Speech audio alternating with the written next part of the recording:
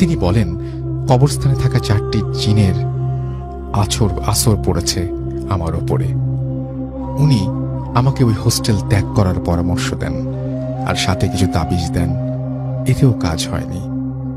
এতদিন, এই তো দিন 15 আগে একটা ঘটনার কথা। রুমের লাইট অফ করে শুয়েছিলাম মাত্র, তখন হঠাৎ শুনতে পেলাম জানলার ওপাশ থেকে ফিসফিসানি সুরে কেউ আমার নাম ধরে ডাকছে।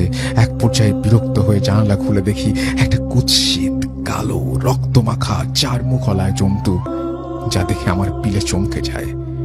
মাঝে মাঝে গভীর রাতে অদ্ভুত বাঁশির সুর শুনতে পাই, যা আমি ছাড়া কেউ শুনতে পায় না। এভাবে প্রতিনিয়ত আমার সাথে বিভিন্ন ভয়ঙ্কর ঘটনা ঘটেই চলেছে। এর থেকে আমি যে কবে পরিত্রাণ পাব তা আল্লাহই ভালো জানেন। সবাই দোয়া করবেন যাতে আমি এর থেকে খুব তাড়াতাড়ি পরিত্রাণ পাই। ধন্যবাদ আমার এই ঘটনাটি শেয়ার করার জন্য। ভূত এফএম দীর্ঘজীবী হোক। আপনাদের সৈকত, বগুড়া, বৃন্দাবন পাড়া। এরপর তো এই যা কাহিনীটা রাসেল ভাই আমাকে বলেছে, অনিক চট্টোপাধ্যায়, সে কলকাতার ছেলে। ওর প্রথম ইউনিভার্সিটি লাইফের কাহিনী। সো সে ওই সময়টায় পড়াশোনা করতে যায়, আজ থেকে 5-7 বছর আগে আর কি। আচ্ছা। সে নয়নিতালে পড়াশোনা করতে যায়। আচ্ছা। তো যে জায়গাটা পড়াশোনা করতে যায়, সে বলেছে ওই জায়গাটা বেশ মানে একটু শহর থেকে দূরে, লাইক সাবার্ব টাইপের একটা এলাকা, মানে মফস্বল শহর টাইপ। আচ্ছা। তো স্পেশালি ওই জায়গায় যাওয়ার কারণ হচ্ছে ও যে সাবজেক্টে পড়াশোনা করতে, এটার জন্য নাকি ওই জায়গাটাই ভালো ছিল তার। তো ও যখন যায় ওখানে যাওয়ার জন্য, সারাদিন আপনার জার্নিতে চলে যায় ওর, এবং ও যখন ওখানে পৌঁছায় তখন প্রায় রাত 8টা-9টা বাজে, এরকম একটা সময়। তো বাস থেকে নামার পরে ও দেখে যে বেশ জনশূন্য আর কি, কাইন্ড অফ লাইক মানুষজন একদমই নাই বলা চলে। তো হেঁটে হেঁটে আসে, এসে দেখে যে একজন আছে, মানে রাস্তায়, মানে মুদি বিক্রেতা, যে চকলেট, সিগারেট, এই ধরনের কিছু জিনিস বিক্রি করে। তো তার থেকে এসে সিগারেট কেনে এবং কিছু চকলেট কিনে। কেনার পরে ও জিজ্ঞেস করে যে আমি অমুক জায়গায় যাবো, ওইখানে কিভাবে কি পাবো, মানে আমার যাতায়াতের জন্য কি আছে, ব্যবস্থা আছে। আচ্ছা। তো সে বললো যে এখানে ওরকম ব্যবস্থা তো ওরকম নাই, কিছু পাবা না। তো এক ধরনের শ্যালো মেশিন টাইপের চালিত আর কি, একটা রিক্সা টাইপের আছে, আর আছে হচ্ছে এক ধরনের টাঙা। এবং সেই টাঙাগুলো তুমি পাবা কিনা এখন শিওর না।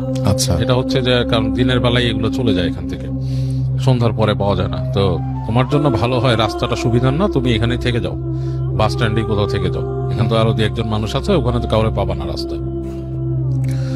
তো অনেক বলতেছে যে এত রাতের বেলা, মানে এমন কোনো রাত হয় নাই, 8টা-9টা বাজে, এই সময় তোমাদের এই এলাকাটা এত নিস্তব্ধ কেন হয়ে যায়? তো বলতেছে এটা গ্রামের জায়গা, অ্যান্ড এই মানে আর কি বেশ গ্রাম্য জায়গা, ইটস নট এ সিটি। এবং ওর সাথে কমিউনিকেশন করছে সে ইংলিশে। হ্যাঁ, মানে এটা সিটি না, এখানে তুমি এরকম সুবিধা পাবা না যেরকম দিতে চাও। সো তুমি যদি টাঙা পাও, এটা তোমার জন্য ভাগ্যের ব্যাপার, টাঙা না পেলে তো কিছু করার নেই। তো যাই হোক, অনেক ওখানে দাঁড়িয়ে থাকে, দাঁড়িয়ে কর্নারে একটা জায়গায় সে সিগারেট খায়, বসে থাকে একটা ইসের পর, বসে চিন্তা করে যে এখন কি করব। এরকম চিন্তা করতে করতে সে চিন্তা করে যে আমি একটু আশেপাশে হেঁটে দেখি কি অবস্থা। আচ্ছা। এখানে তো বাস স্ট্যান্ডে টাঙা আলা নাও আসতে পারে। সো ও যেটা করে, ওর হাতের যে একটা লাগেজ ছিল, সে লাগেজটা হচ্ছে আপনার ট্রলি লাগেজ, টেনে নেয়, ওইটা নিয়ে সে হাঁটে। আচ্ছা। তো একটু সামনে যাওয়ার পরে ও হাঁটতে হাঁটতে যে দেখে যে দূরে মনে হচ্ছে ছায়ার মতো কিছু একটা দাঁড়ায় আছে গাছের ইসে, দুই পাশেই গাছ, মাঝখানে মনে করেন যে আলো পড়তেছে, আকাশের আলো কিছুটা, মানে এমন কোন আলো না, মানে অন্ধকারে হালকা গাছের ওই চাঁদের আলোতে জায়গাটা একটু একটু আলোকিত লাগছে। আচ্ছা। এবং বেশ ঠান্ডা পড়ে গেছে তখন জায়গাটাতে, কারণ মানে ওই জায়গাটা মানে প্রধানত হচ্ছে শীতটা বেশি পড়ে আর কি, কিন্তু একটু যেহেতু সাবার্ব এলাকা, গাছগাছালি বেশি, শীতটা বেশি পড়ে। তো মানে বেশ টকটক করে কাঁপতে কাঁপতে হেঁটে হেঁটে ছায়ার দিকে যায়, যেখানে কি দাঁড়ায় আছে, ওটা কি মানে মানে কোনো বাসা নাকি, মানে হোয়াট ইজ দিস। তো কাছাকাছি আসতে দেখে সেখানে একটা টাঙা। আচ্ছা। টাঙা গাড়ি, ইটস লাইক ও যেটা বলছে, এটা মানে পুরো ফুল ফ্রেজ একটা ঘোড়ার গাড়ি না, ঘোড়াই টানে এটাকে, বাট ছোট টাইপের, মানে পিছনে কোচটা হচ্ছে এত ছোট, মানে হাইয়েস্ট একজন ঘোড়া, একটা ঘোড়া টেনে নিয়ে যাবে এটাকে। কাইন্ড অফ লাইক কলকাতায় একসময় যে আদম গাড়ি, এখন আছে কিনা আমি জানি না, আচ্ছা, ওরকম টাইপের আর কি। সো তো ওখানে যে দেখে যে ওরকম একটা গাড়ি আছে এবং তার সাথে ঘোড়াও আছে, কিন্তু মানুষ নাই। তো মানে খুব থতমত খেয়ে যায় যে ঘটনাটা কি, মানুষ নাই, টাঙা গাড়ি দাঁড়ায় আছে। তো কিছুক্ষণ বসে থাকে, একটু পরে সে হাতে সিগারেট শেষ হয়েছে, সিগারেটটাকে ফেলে দেয়, ফেলে দিয়ে পা দিয়ে নিভাই ফেলে।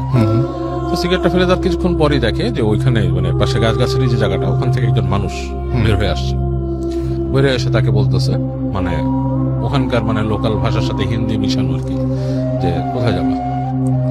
তো বলে যে আমি তো অমুক জায়গায় যেতে চাই, তো তুমি কি যাবা নাকি।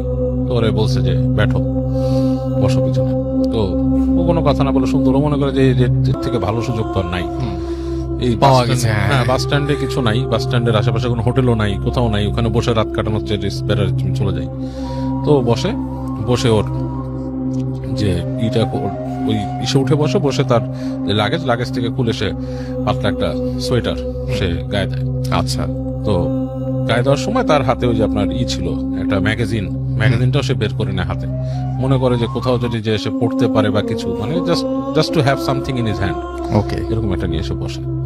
তো বসে সে ওখান থেকে আপনার যাওয়া শুরু করে আর কি, টাঙা চালাচ্ছে। তো বেশ অনেক দূর যাওয়ার পরে ও দেখতেছে যে সামনে যে জায়গাটা, সেই জায়গাটাতে আপনার দুই পাশে গাছ নাই, বেশ প্রান্তরের মতো, মানে বেশ মাঠ টাইপের, এবং মানে চাঁদের আলোটা এমন ভাবে পড়ছে পুরো জায়গাটা ঝকঝক দেখা যাচ্ছে জায়গাটা।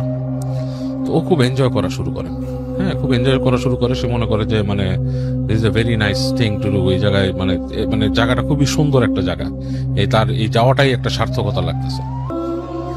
তো এরকমও যায়। তো টাঙ্গালাকে জিজ্ঞেস করে যে এখানকার পরিবেশ কেমন, মানে কিছু প্রশ্ন করার চেষ্টা করে লোকটা দেখাচ্ছে তার কথাবার্তা খুব একটা উত্তর দিচ্ছে না, এরা, এবং ওই রাস্তার ঘোড়ার খুরের শব্দে আর ইসে মানে খুব চাপা পড়ে যাচ্ছে, আর বাতাস চলছে, খুব শোঁ বাতাস চলছে। তো এই সময় মানে এক সময় চুপি হয়ে যায় যে ব্যাপারটা কি। তো ওই জায়গাটা যখন পার হয় তখন দেখে যে সে আপনার আবার একটা এরকম তৈরি হচ্ছে রাস্তা, যেখানে দুই পাশে গাছ, এবং এইবারে গাছটা খুব ঘন হয়ে জন্মাইছে, মানে চাঁদের আলো প্রায় ঢুকতেছেই না, জায়গাটা বেশ ঘুরঘুরটি অন্ধকার। তো ওর বুকের মধ্যে কেমন যেন ছেদ করে ওঠে, মনে হয় যে এই অন্ধকারে ঢুকে যাচ্ছে, কেমন জানি লাগে ওর কাছে। ইটস লাইক একটা কেভে, বা আপনার যদি একটা ইসে প্রবেশ করে মানুষ, ধরেন একটা মানে টানেলে প্রবেশ করে, কাইন্ড অফ লাইক গাছের টানেল বলা যায় যেটাকে।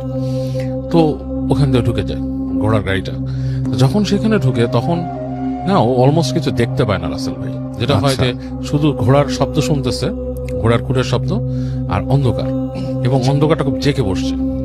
তো এই সময় ও মানে টের পায় ওর পেছনে কেউ, জাস্ট লাইক আমরা যদি রিক্সায় কেউ মানে আমরা পা দিয়ে উঠে কারো ঘাড়ের মধ্যে এরকম সুড়সুড়ি দেই, কাইন্ড অফ লাইক দ্যাট, ওর ঘাড়ের মধ্যে শীতল কোনো স্পর্শ, লাইক খুব মানে আইস কোল্ড কোনো টাচ ঘাড়ের কাছে। এবং ও খুব চমকে উঠে লাফ দিয়ে উঠে হাত দিয়ে দেখে যে কিছু নেই, এবং তখন মনে হয় যে কেউ দুষ্টুমি একটা হাসি দিয়ে পাশে চলে আসছে, এরকম একটাই। তো ও খুব ভয় পেয়ে যায়, ভয় পেয়ে ও হাত দিয়ে ওই যে টাঙা চালাচ্ছে তার জামা চেপে ধরে। তো দেখে যে টাঙাওয়ালা বেশ চাপা হাসি দিয়ে, কাইন্ড অফ লাইক মজা পেলে যেরকম কাইন্ড অফ লাইক দ্যাট, কেউ মজা করে যে কারোর সাথে আসে ওরকম হাসি দিয়ে বসে যে ব্যাটে রকম চুড়েল হ্যাঁ, বসে থাকো চুড়েল। তো ও তো এটার সাথে পরিচিত এই জিনিসগুলো, যেহেতু সে ভারতের ছেলে এবং সে ভারতের বিভিন্ন অঞ্চলের বিভিন্ন মিথ, চুড়েল সম্বন্ধে আমি অনেকে হয়তো শুনছে, চুড়িয়াল, হোয়াট ইজ চুড়েল? চুড়েল ইজ আমাদের বাংলাদেশে আমরা যেটাকে অনেকে শাকচুন্নি বলে, অনেকে পেতনি বলে, সামথিং লাইক দ্যাট, বাট ভারতে ওদের প্রচলিত আছে। অনেকেই চুড়েল সম্বন্ধে অনেক কিছু আমাকে বিস্তারিত আরো বলছে, আমি নিজেও জানতাম, ওর কাছ থেকে আরো কিছু শোনা, যে ওরা যেটা আমরা অনেকে ডাকিনি বলি আমাদের এখানে, ইট কাইন্ড অফ লাইক দ্যাট। এরা পথ দিয়ে আপনাকে নিয়ে যাবে, কোথাও চুবিয়ে মারবে, কখনো তারা আপনাকে ডিসগাইজ করে সুন্দর কোনো মেয়ে সেজে আসে, এরকম kind of like that. Actually মানে টু বি ফ্র্যাঙ্ক এগুলো হচ্ছে সবই হচ্ছে জিন, সোর্ট অফ এ জিন। বাট এনিওয়েজ আমি ওর বিশ্বাসেই থাকলাম বা ওর কথাতেই থাকলাম যে ওটা চুড়েল। ওকে যখন এটা বললো, ও তখন ওর গায়ের লোম সব একসাথে দাঁড়ায় গেল। আচ্ছা। এবং মানে ওর মনে হচ্ছে যে আমি এখানে না থাকাটাই বেটার ছিল, মানে কেন আমি এখানে আছি, এরকম একটা বোধ তার মধ্যে আসলো। এবং যখন সেই বোধটা পাইছে তখন তার মনে হলো ঠিক তার পাশেই কেউ বসে আছে সিটে, কোনো নারী। এবং যতটুকু সে স্পর্শ বুঝতে পারতেছে তার শরীরের সাথে স্পর্শ, মানে তার কাপড়ের প্যান্টের সাথে তারই মনে হচ্ছে একটা বরফের টুকরা তার পাশে বসা। এবং মানে ও বলার মতো না, ইন দ্যাট পয়েন্ট ও যেটা করছে, ওর যে লাগেজ নিয়ে চিন্তা করছে যে আমি ওই গাড়ি থেকে লাফ দিয়ে পড়ে যাবো নিচে। বাট তখন সে মনে মানে করছে এখান থেকে কোনোভাবে সরতে হবে আমাকে। হ্যাঁ, এখান থেকে পড়লে তো আমি শেষ। মানে আমার এটা চিন্তা করে সে ওই মানে পড়ার চিন্তাটা মানে লাস্ট মোমেন্টে তার ওই জ্ঞানটুকু রাখছে যে সে ওখান থেকে পড়েনি। সে চিন্তা করতেছে এখান থেকে বেরিয়ে যায় কোনো মতে। তো ওই যে গাড়িটা যখন নাকি ঠিক ওই দূরে দেখতেছে লাইট, ওই টানেলের মতো জায়গাটা যখন পার হয়েছে সে তখন ওখান থেকে লাফ দিছে এবং সে কোনো লাগেজ টাগেজ কিছু ছাড়াই লাফ দিয়ে পড়ছে। ওখানে পড়ে সেই জায়গাটা পড়ছে, দেখছে সামনে ধুধু মাঠ, লাইক প্রান্তরের টাইপের। দৌড়ানো শুরু করছে, দৌড়াচ্ছে দৌড়াচ্ছে দৌড়াচ্ছে, ওর বুঝতে পারতেছে না ওর পিছনে কিছু আসতেছে কিনা। দৌড়াতে দৌড়াতে দৌড়াতে অনেক দূর পর্যন্ত গেছে, যে দেখছে যে একটা বাসার মতো, মানে কয়েক সারি বাসা ওখানে আর কি, এরকম মানে একতলা বাসার মতো আছে, সেখানে হয়তো বার্ন টার্ন গোয়াল টোয়াল আছে এরকম কিছু। তো ওখানে বাসার সামনে গেছে, তো ফিরে দেখে যে পেছনে একটা নারী মূর্তি আসতেছে। নারী মূর্তি কিভাবে বুঝছে, সে চুল উঠতেছে চাঁদের আলোয় দেখতেছে, এবং মানে সেটা মানে মানে খুব স্বল্প বসনা উড়ে আসতেছে, এবং মনে হচ্ছে মাটির থেকে মানে মাটিতে হেঁটে না, মানে মাটিতে বাতাসে সে ভেসে আসছে মাটির কাছাকাছি সময় ধরে। এবং ওর যখন খুব কাছে চলে আসছে তখন সে ওখানে জ্ঞান হারায় ফেলছে, তখন আর তার জ্ঞানটা থাকেনি।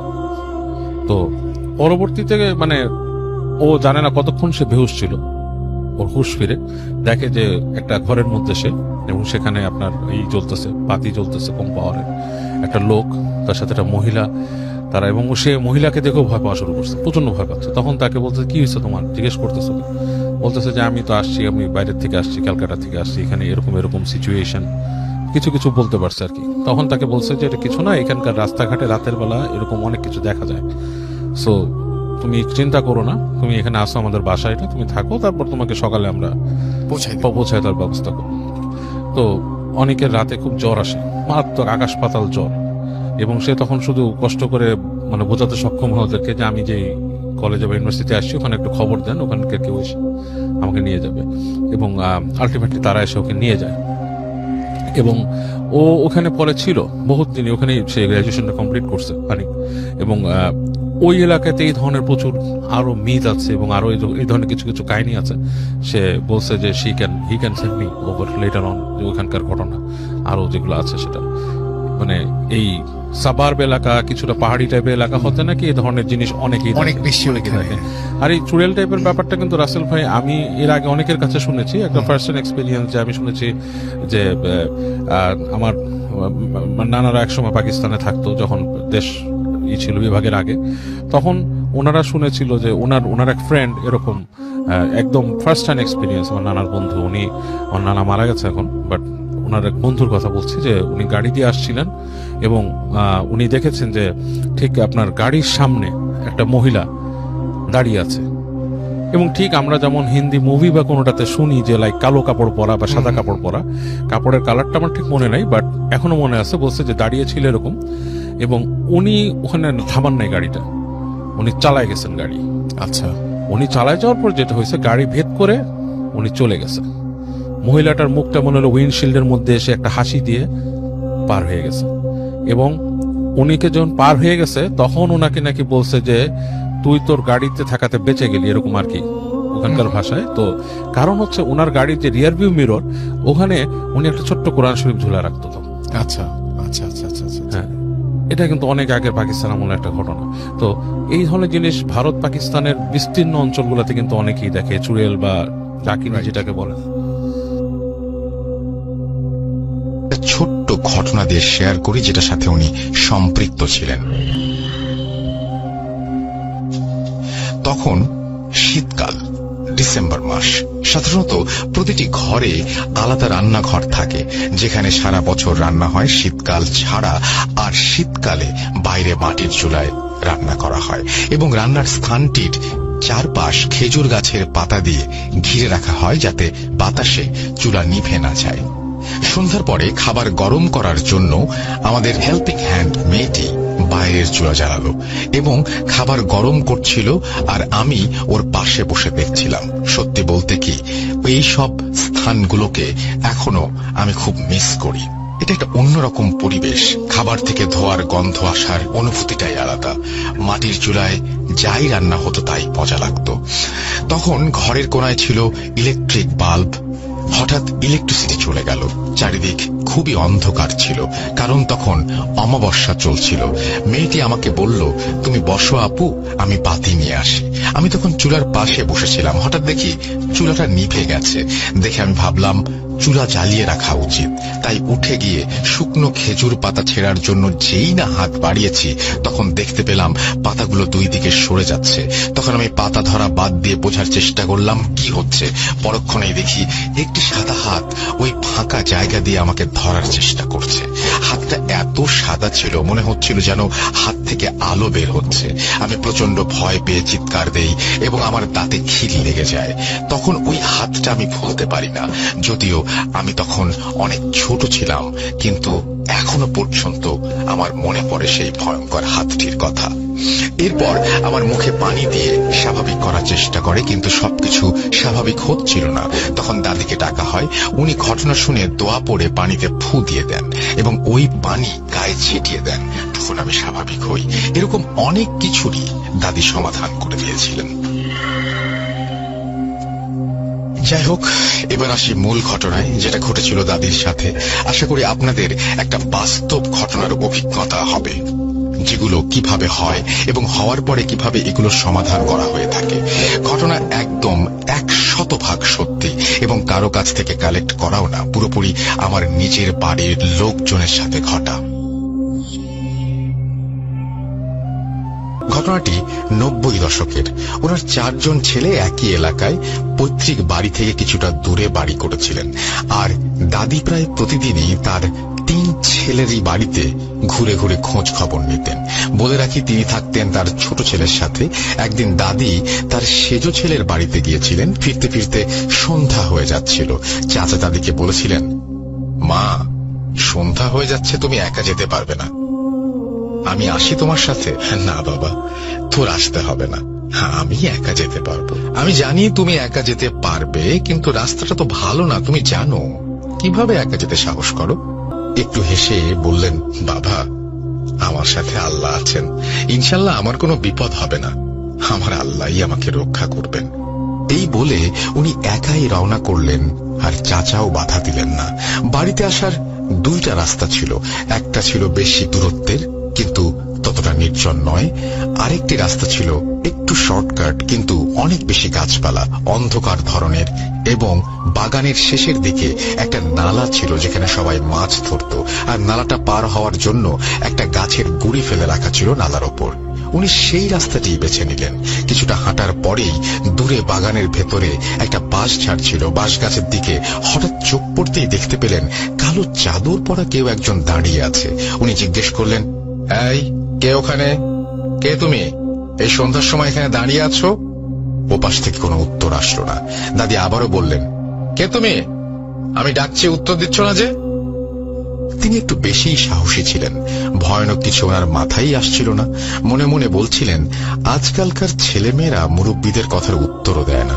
একটু রাগ করে তিনি সামনের দিকে এগোচ্ছিলেন। হঠাৎ মনে হলো পেছন থেকে কিছু একটা সরে গেল, আর হালকা গায়ে বাতাস অনুভব করলেন। শরীরের মধ্যে কেমন যেন একটা শীতল অনুভূতির সৃষ্টি হলো। উনি তখন বাঁশ ঝাড়ের দিকে তাকালেন। ওখানে আর সেই কালো অবয়বটাকে দেখতে পেলেন না।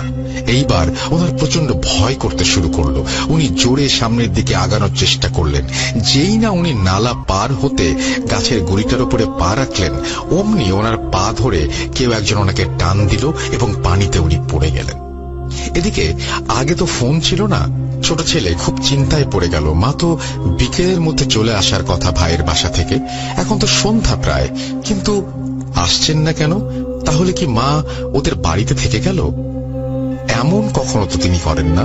এবার তার কাছে একটু ভয় লাগতে শুরু করলো। মার কোনো বিপদ হলো না তো?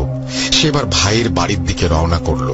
কেন যেন তার কাছেও শর্টকাট রাস্তাটাকেই সন্দেহ হলো। কিছুটা এগোতেই দেখলো ওনার মাকে একজন পরিচিত লোক তুলে নিয়ে আসছে, আর সারা গায়ে কাদা মাখামাখি এবং চোখ বন্ধ। নিজের মায়ের এই অবস্থা দেখে উনি অনেক ভয় পেয়ে যান। উনি সম্পর্কে কাকু হন। কাকুকে জিজ্ঞেস করলেন, কাকু, আমার মায়ের কি হয়েছে? কাকু বললেন, আগে বাড়ি চলো, তারপর বলছি।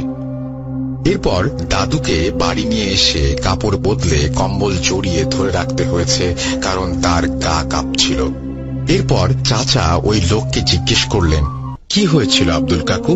উনি বললেন, আমি মাঠ থেকে গরু নিয়ে বাড়ি ফিরছিলাম। ওই জায়গাটা যখন পার হচ্ছিলাম তখন এমনিতে কেমন গা ছমছম করছিল। এমন সময়ে কানে কাদা পানির মধ্যে মাছ ছটফট করলে যেমন শব্দ হয়, ঠিক সেরকম শব্দ ভেসে আসলো।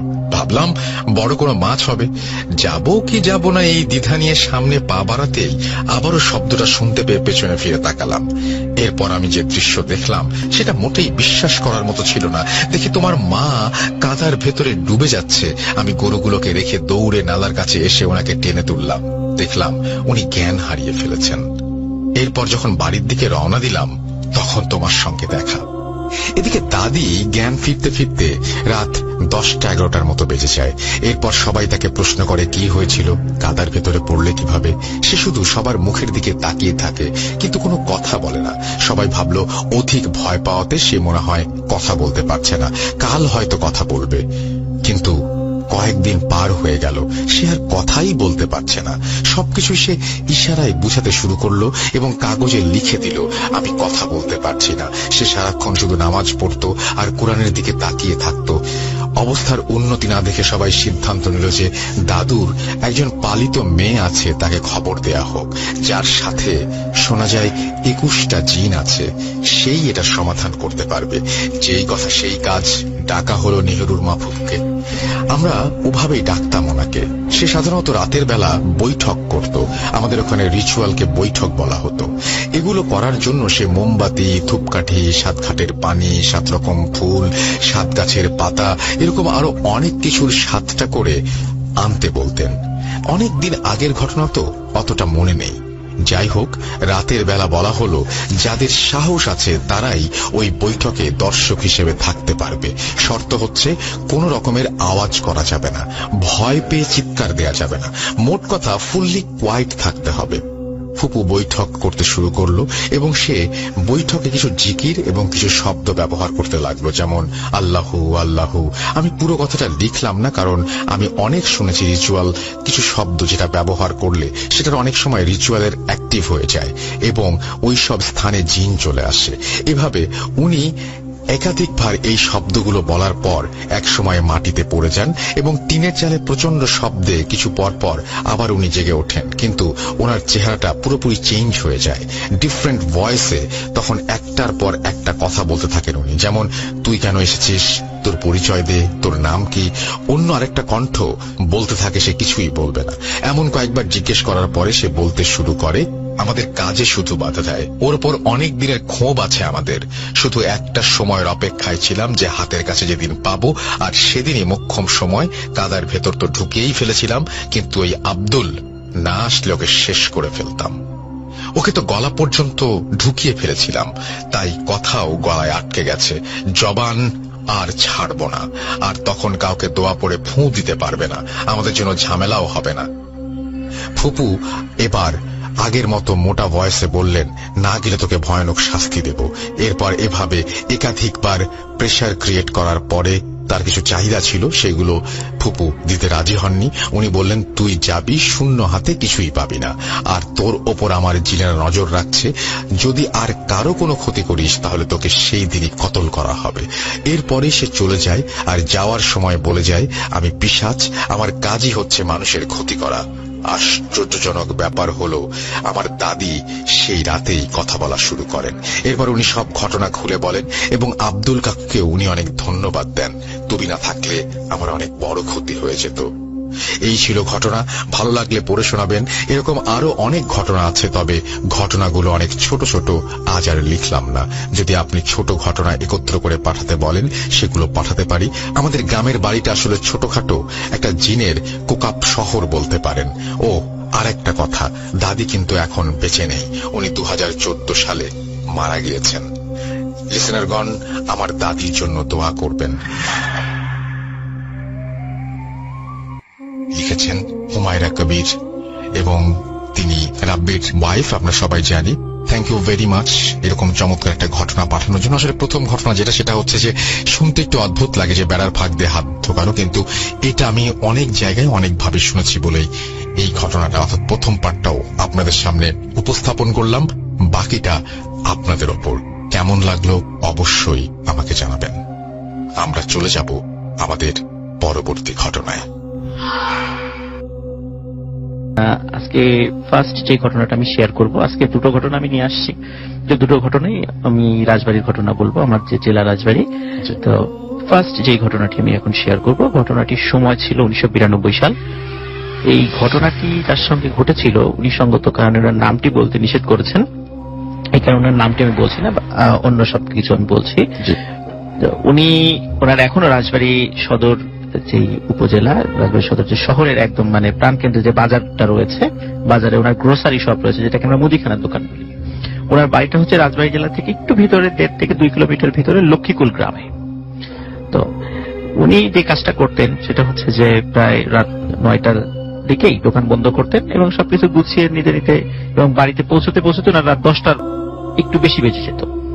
ওনার দোকানের যত কর্মচারী ছিলেন তাদের সকলের বাড়ি ছিল লক্ষ্মীকুল গ্রামে। যে কাজটা করতো সেটা হচ্ছে যে উনি এবং ওনার কর্মচারী একসাথে বের হতো এবং কয়েকজন কর্মচারী বাড়িতে চলে যেত এবং 1-2 জন কর্মচারী ওনাকে ওনার বাড়ি পর্যন্ত এগিয়ে দিয়ে তারা আবার তাদের বাড়িতে চলে যেত। এটা ছিল একদম দৈনন্দিন ঘটনা। আচ্ছা, ঘটনাটির সময় এই ঘটনাটির সময় ছিল বৈশাখ মাস, যখন কালবৈশাখী ঝড়ের সময়। ওই দিন মানে বিকালের দিকে একজন অদ্ভুত চেহারার একজন লোক আসেন ওনার দোকানে, এসে বলেন যে ভাই আপনার দোকানে তো বিশেষ করে মুদিখানার দোকানে অনেকেই তাবিজ লেখার সরঞ্জাম নিতে আসেন, তো আমার কাছে একটা জিনিস আছে, আপনি যদি এটা রেখে দেন তো ভালো হয়, তাহলে বিক্রি করে আমাকে টাকাটা দিবেন বা আপনি কিনে রেখে দেন আমার কাছ থেকে। আসলে রাসেল ভাই অনেক সময় যারা তাবিজ লেখেন আর কি, যারা এই প্রফেশনের সাথে জড়িত আছেন বা এই বিষয়ে যারা পারদর্শী, ওনাদের লেখার জন্য বিভিন্ন ধরনের জিনিস, যেমন পাতলা কাগজ, জাফরান কালি, তারপরে আপনার শুকনো চামড়া, এই জিনিসগুলো লাগে আর কি বিভিন্ন ধরনের কাজের জন্য। তো উনি যে খেয়াল করলেন যে লোকটি আসছে উনি শুকনো চামড়া নিয়ে আসছিল। তখন জিজ্ঞেস করলেন যে এটা কিসের চামড়া? তখন উনি বলেন এটা হচ্ছে ছাগলের শুকনো চামড়া। কিন্তু রাসেল ভাই দোকানদার লোকটি চামড়াটি হাতে নিয়ে উনি দেখেন চামড়াটি খুবই মসৃণ এবং খুব সুন্দর, মনেই হচ্ছিল না এটা ছাগলের চামড়া হতে পারে। তারপরও যেহেতু অনেক সুন্দর, মানে ওনারও পছন্দ হয়ে গেল। উনি বলেন আচ্ছা ঠিক আছে, তো এই যেহেতু এই চামড়ার ক্রেতা খুব কম পাওয়া যায়, আপনি রেখে যান, বিক্রি হলে আপনি পরে 1 সপ্তাহ পরে আসবেন, আপনাকে যদি বিক্রি হবে টাকা দিয়ে দেব। তখন উনি এক কথায় রাজি হয়ে গেলেন, উনি আর কোনো আর্গুমেন্টে গেলেন না। এতে উনি অবাক হলেন, কি ব্যাপার, আমি বলে দিলাম, সাথে সাথে রাজি হয়ে গেল। তো যাই হোক রাসেল ভাই, ওই দিন বিকালে প্রচন্ড ঝড় হয়েছিল রাজবাড়ী শহরে, যেহেতু বৈশাখ মাসের সময় ছিল। আমরা জানি কালবৈশাখী ঝড়টা সাধারণত একটু বিকাল বা সন্ধ্যার দিকে একটু বেশি হয় আর কি। বৈশাখ মাসের ওই ঝড়ের কারণে রাজবাড়ী জেলার বিদ্যুতের খুঁটিগুলো বেশ অনেক জায়গায় ভেঙে পড়ে। তখন আমাদের রাজবাড়ী জেলার যেই লাইনটা ছিল সেটা ফরিদপুরের সাথে সংযুক্ত ছিল। ফরিদপুরের ওই কয়েকটা লাইন ছিঁড়ে পড়ার কারণে রাজবাড়ী জেলার বিদ্যুৎ টোটাল জেলায় বিদ্যুৎ বিচ্ছিন্ন হয়ে যায়। আচ্ছা, তো যারা এখন রাতের বেলা ওনারা যথারীতি মানে দৈনন্দিন যেভাবে যান আর কি, ঠিক সেভাবেই গুড়ি গুড়ি বৃষ্টি পড়ছিল, আকাশে বিদ্যুৎ চমকাচ্ছিল, ওটার মধ্যে দিয়ে ওনারা কর্মচারী সহ উনি বাড়ির দিকে পা বাড়ান। তো রাসেল ভাই যেহেতু বৃষ্টি হচ্ছিল, অন্যান্য কর্মচারীদেরকে উনি বললেন তোমাদের কষ্ট করে আর আমাকে বাড়ি পর্যন্ত এগিয়ে দিতে হবে না, তোমরা বৃষ্টির মধ্যে আমার বাসা পর্যন্ত আসার দরকার নাই, তোমাদের ফিরে যেতে আবার কষ্ট হবে, তোমরা বাড়ি চলে যাও। আচ্ছা, তখন উনি ওনার কর্মচারীদেরকে বাড়িতে পাঠিয়ে দিয়ে উনি নিজেই মানে ওনার বাড়ির দিকে হাঁটা শুরু করলেন। ওনার বাড়ির এরিয়াটা ছিল একটু বড় এলাকা নিয়ে, বড় জায়গা নিয়ে, যেহেতু ওনার অবস্থা ভালো ছিল, বাড়ির চারপাশে বড় একটা পুকুর ছিল বাড়ির পাশে। আর রাসেল ভাই ওনার বাড়িটা যেহেতু লক্ষ্মীকুল গ্রামে ছিল, লক্ষ্মীকুল গ্রামে বেশ পুরাতন, বিশেষ করে রাজবাড়ী জেলা যে রাজার নামে হয়েছে, রাজা সূর্য কুমারের নামে, তো ওনার একটা অনেক পুরাতন রাজবাড়ি এক সময় ওখানে ছিল এবং এখনো বড় বড় কয়েকটা পুকুর আছে। সেই পুকুর নিয়ে অনেক কাহিনী প্রচলিত আছে, অন্য কোনো সময় হয়তো বা সেগুলো আমি শেয়ার করবো। রাসেল ভাই ওই পুকুরগুলো পার হয়ে ওনাদের বাড়ি আরো ভিতরে যেতে হয় আর কি। তো উনি যখন যাচ্ছিলেন ওনার হাতে কিন্তু টর্চ ছিল, ওই সময় যে 5 ব্যাটারির টর্চ যেটা আমরা বলি অনেক সময়, ওই সময় এখনকার মতো তো চার্জার মানে টর্চ ওই সময় ছিল না। তো উনি ওনার বাড়ির দিকে যখন যাচ্ছিলেন, তো যেহেতু বৃষ্টি হয়েছে, তখন উনি ওনার বাসার কাছাকাছি যখন এসেছেন, বাড়ির আগেই ওনার পুকুরটা পড়ে, তখন উনি খেয়াল করলেন যে পুকুর থেকে মাছ উঠে এসেছে। আমরা কিন্তু রাসেল ভাই যে বৃষ্টির সময় দেখি যে শোল মাছ, টাকি মাছ, কই মাছ, এগুলো অনেক সময় পানির স্রোতের সাথে উঠে আসে, ডাঙায় উঠে আসে আর কি। এটা আমি ছোটবেলায় আমি এগুলো ধরেছি, খুব মজা পেতাম আর কি। তো উনি রাতের বেলা এই দৃশ্যটা উনি দেখেন যে বেশ বড় আকৃতির, ওনার কাছে দেখে মনে হচ্ছিল শোল মাছ। উনি আবার কি করলেন, টর্চ লাইটটা জ্বালানোর চেষ্টা করেন। তো অদ্ভুত ব্যাপার রাসেল ভাই, ওনার টর্চ লাইটে ব্যাটারি গুলো ছিল, সবগুলো ব্যাটারি চার্জ ছিল, কিন্তু ওনার টর্চ লাইটটা কোনো একটা কারণে জ্বলছিল না, ওই মোমেন্টে জ্বলছিল না। তো উনি চিন্তা করলেন যে কি ব্যাপার, জ্বলছে না কেন, কোনো একটা সমস্যা হতেই পারে। এই চিন্তা করে উনি আর টর্চ লাইটের দিকে মানে মনোযোগ না দিয়ে উনি চিন্তা করেন যে মাছগুলো যেহেতু আমার সামনে আছে, আমার কাছে তো একটা ব্যাগ আছে, আমি ব্যাগের মধ্যে মাছগুলো একটু উঠিয়ে নিই, ভরে নিয়েছে আর কি। তো যেইভাবে সেই কাজ, উনি বেশ 10-12টা মাছ উনি ওর ভিতরে উঠানোর পরে তো উনি বাড়িতে চলে যান। বাড়িতে যাওয়ার পরে ওনার স্ত্রীকে বলেন যে এই মাছগুলো রান্নাঘরে নিয়ে রেখে দিতে, সম্ভব হলে এখনই সেগুলো কুটে ফেলতে। এখন আসল ভাই উনি ওনার স্ত্রীর কাছে মাছের ব্যাগটি দিয়ে উনি যখন ওনার রুমে প্রবেশ করেন এবং যখন একটু ড্রেস চেঞ্জ করছিলেন, কিছুটা ভিজে গেছিলেন যেহেতু বৃষ্টিতে, হঠাৎ রান্নাঘর থেকে মানে প্রচন্ড শব্দে ওনার স্ত্রীর এক আর্তনাদ ভেসে আসে ওনার কানে, এবং বাড়ির অন্য সদস্যরা মিলেও দৌড়ে রান্নাঘরের দিকে ছুটে যান। দেখেন যে ওনার স্ত্রী সেন্সলেস হয়ে পড়ে আছে, এবং যে ব্যাগটা, মাছের ব্যাগটা ছিল, সেই ব্যাগে একটি মাছও নেই। তখন সবাই মিলে তাড়াতাড়ি করে ওনার স্ত্রীকে মানে পারিচিটা দিয়ে বিভিন্ন প্রক্রিয়া করে ওনার স্ত্রীর জ্ঞান ফিরানো হয়। তো স্ত্রীর জ্ঞান ফিরানোর পরে তখন তাকে জিজ্ঞেস করা হয় আসলে ঘটনাটি কি ঘটেছিল। তখন ওনার স্ত্রী বলেন যে উনি মাছের ব্যাগটি নিয়ে যখন রান্নাঘরে এসেছেন এবং একটি একটি করে মাছ বের করবেন এই চিন্তা করে মনে করেন যে কেবল মানে একটা হাত মানে ব্যাগের মধ্যে দিয়েছেন, হঠাৎ করে ওনার মনে হয়েছে কেউ যেন খপ করে ওনার হাতটা চেপে ধরেছে। আচ্ছা, তখন উনি চিন্তা করেছেন যে হয়তোবা কোনো মাছ হয়তোবা আমাকে মানে কামড় দিয়েছে। এই চিন্তা করে উনি ব্যাগের মুখটা খুলে দেখতে গেছেন আসলে কি হলো। যখনই রাসেল ভাই উনি ব্যাগের মুখটি খুলেছেন, দেখে যে ওখানে একটি মাছও তো নাই, বরং সেখানে রয়েছে বাচ্চাদের মানে আঙ্গুলের মাথা থেকে শুরু করে কোনই পর্যন্ত এই হাত, কাটা হাত, প্রায় 15-16টা কাটা হাত ওই ব্যাগের মধ্যে রয়েছে, এবং ওই একটা হাতই খপ করে ওনার হাতটা চেপে ধরেছে। আচ্ছা, তখন উনি ওই দৃশ্য দেখে সাথে সাথে সেন্সলেস হয়ে পড়ে যান চিৎকার করে। মানে এতটুকু ওনার মনে আছে, পরে আর কিছু মনে নাই। পরে এসে আর কোনো মাছ তো ছিলই না। তখন সবাই বললেন যে রাতের বেলায় এভাবে মাছ নিয়ে আসতে হয় না, মাছ নিয়ে আসলে এরকম ভয়ঙ্কর কিছু হতে পারে। সবাই মানে এইভাবে ওই যে দোকানদার যে আঙ্কেল আর কি, ওনাকে একটু ভৎসনা করলেন। আচ্ছা, উনি চিন্তা করলেন হয়তো এরকম একটা ঘটনা হয়ে গেছে, প্যারানরমাল একটা ঘটনা, এই ঘটনা এখানেই শেষ, উনি এটাই মনে করেছিলেন। এটা ছিল সবে শুরু মাত্র। তো এর ঠিক পরের দিন উনি যখন রাতের বেলা বাড়িতে ফিরছিলেন, বাড়িতে ফেরার পরে ওই দিন আবার সব ওনার কর্মচারীরা ওনার বাড়ি পর্যন্ত এগিয়ে দিয়েছিল, যেহেতু আগের দিন একটা দুর্ঘটনা ঘটে গেছে। এটা ওই দিন একদম বাড়ি পর্যন্ত এগিয়ে দিয়ে গেছে। কিন্তু বাড়ি পর্যন্ত এগিয়ে দেওয়ার পর উনি যখন বাড়ির বাইরের টিনের গেট ছিল, টিনের গেটটা খুলে যখনই ভিতরে ঢুকেছেন, দেখে উঠোনে 15-20টা বাচ্চা খেলাধুলা করছে। আচ্ছা, এবং অদ্ভুত ব্যাপার হলো ওই বাচ্চাগুলো সবার মাথা অস্বাভাবিক রকমের বড় এবং চ্যাপ্টা প্রকৃতির, এবং ওই সময় মানে চাঁদের আলো, যেহেতু মানে ঝড়ের সময় চাঁদের আলো ওই সময় ছিল না, একটু বিদ্যুৎ চমকাচ্ছিল। বিদ্যুৎ চমকার আলোতে উনি যতটুকু দেখলেন সেটা হচ্ছে যে প্রত্যেকের চেহারা খুবই অদ্ভুত প্রকৃতির এবং সবার চোখগুলো অনেক বড় বড়। তো উনি দৃশ্য দেখে কিছুটা একটু ভয় পেলেন এবং চিন্তা করলেন যে এই ধরনের বাচ্চা তো আমাদের গ্রামে আমি কখনো দেখেছি বলে মনে পড়ে না। তখন উনি জিজ্ঞেস করেন, এই তোমরা কারা? যখনই এভাবে বলেছে, সবাই ওই বাচ্চা 15-20টা বাচ্চা সবাই দৌড় দিয়ে মানে মনে হলো মানে বেড়া টপকিয়ে লাফিয়ে লাফিয়ে বেড়া টপকিয়ে চলে গেল ওই পাশে, এবং ঘন অন্ধকার ছিল ওই পাশে, জঙ্গল ছিল, কিন্তু ওরা কোথায় গেল? উনি এইটা দেখে খুব মানে ভয় পেয়ে গেলেন। উনি সাথে সাথে তাড়াতাড়ি টর্চ নিয়ে বের হলেন, ওনার হাতে টর্চ ছিল। তখন টর্চ জ্বালিয়ে জঙ্গলের দিকে খেয়াল করলেন ওখানে কিচ্ছু নাই। উনি চিন্তা করলেন কি ব্যাপার, এত তাড়াতাড়ি বাচ্চাগুলো কোথায় গেল? তখন উনি চিন্তা করলেন যে আসলে আমাদের বাড়িতে হচ্ছে এটা কি, গতকালকে ঘটনা ঘটলো, আজকে এটা। তো উনি চিন্তা করেন হয়তো কোনো বাচ্চা আসতেও পারে। তো উনি আবার ওনার বাড়িতে ওনার স্ত্রীকে বললেন, বাড়ির অন্য সদস্যদেরকে বললেন যে এখানে বাচ্চা খেলাধুলা করছে, তোমরা দেখেছো কি?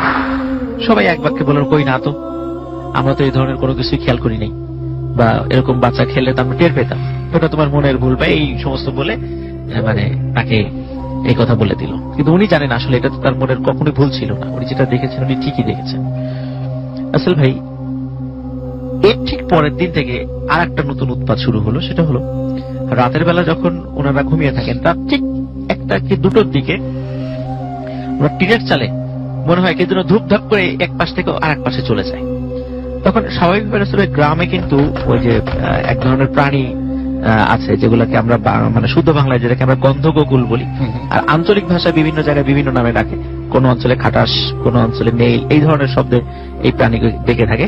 তো ওনারা চিন্তা করেছেন হয়তো বা এই ধরনের প্রাণী হবে যে রাতের বেলা এখান দিয়ে যাচ্ছে। কিন্তু রাসেল ভাই, কিন্তু ওই ধরনের প্রাণীর যেই আকৃতি অনুযায়ী যেই ধরনের শব্দ হওয়ার কথা তার থেকে আরো 5-6 গুণ বেশি শব্দ হয়, তার মানে ওর থেকে বড় কিছু।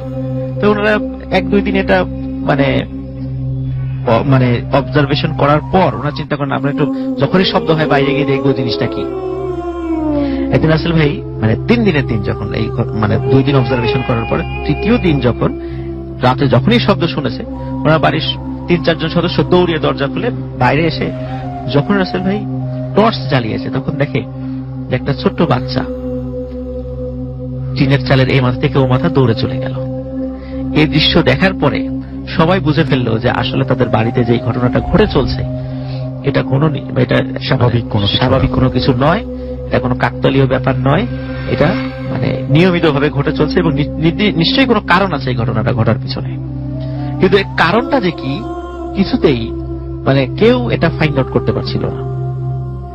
তো একদিন রাসেল ভাই যেটা হলো সেটা হলো যে ওনার দোকানে একজন হুজুর আসলেন। হুজুর এসে বললেন যে তোমার কাছে শুকনো চামড়া হবে, তাবিজ লেখার জন্য আমার লাগবে।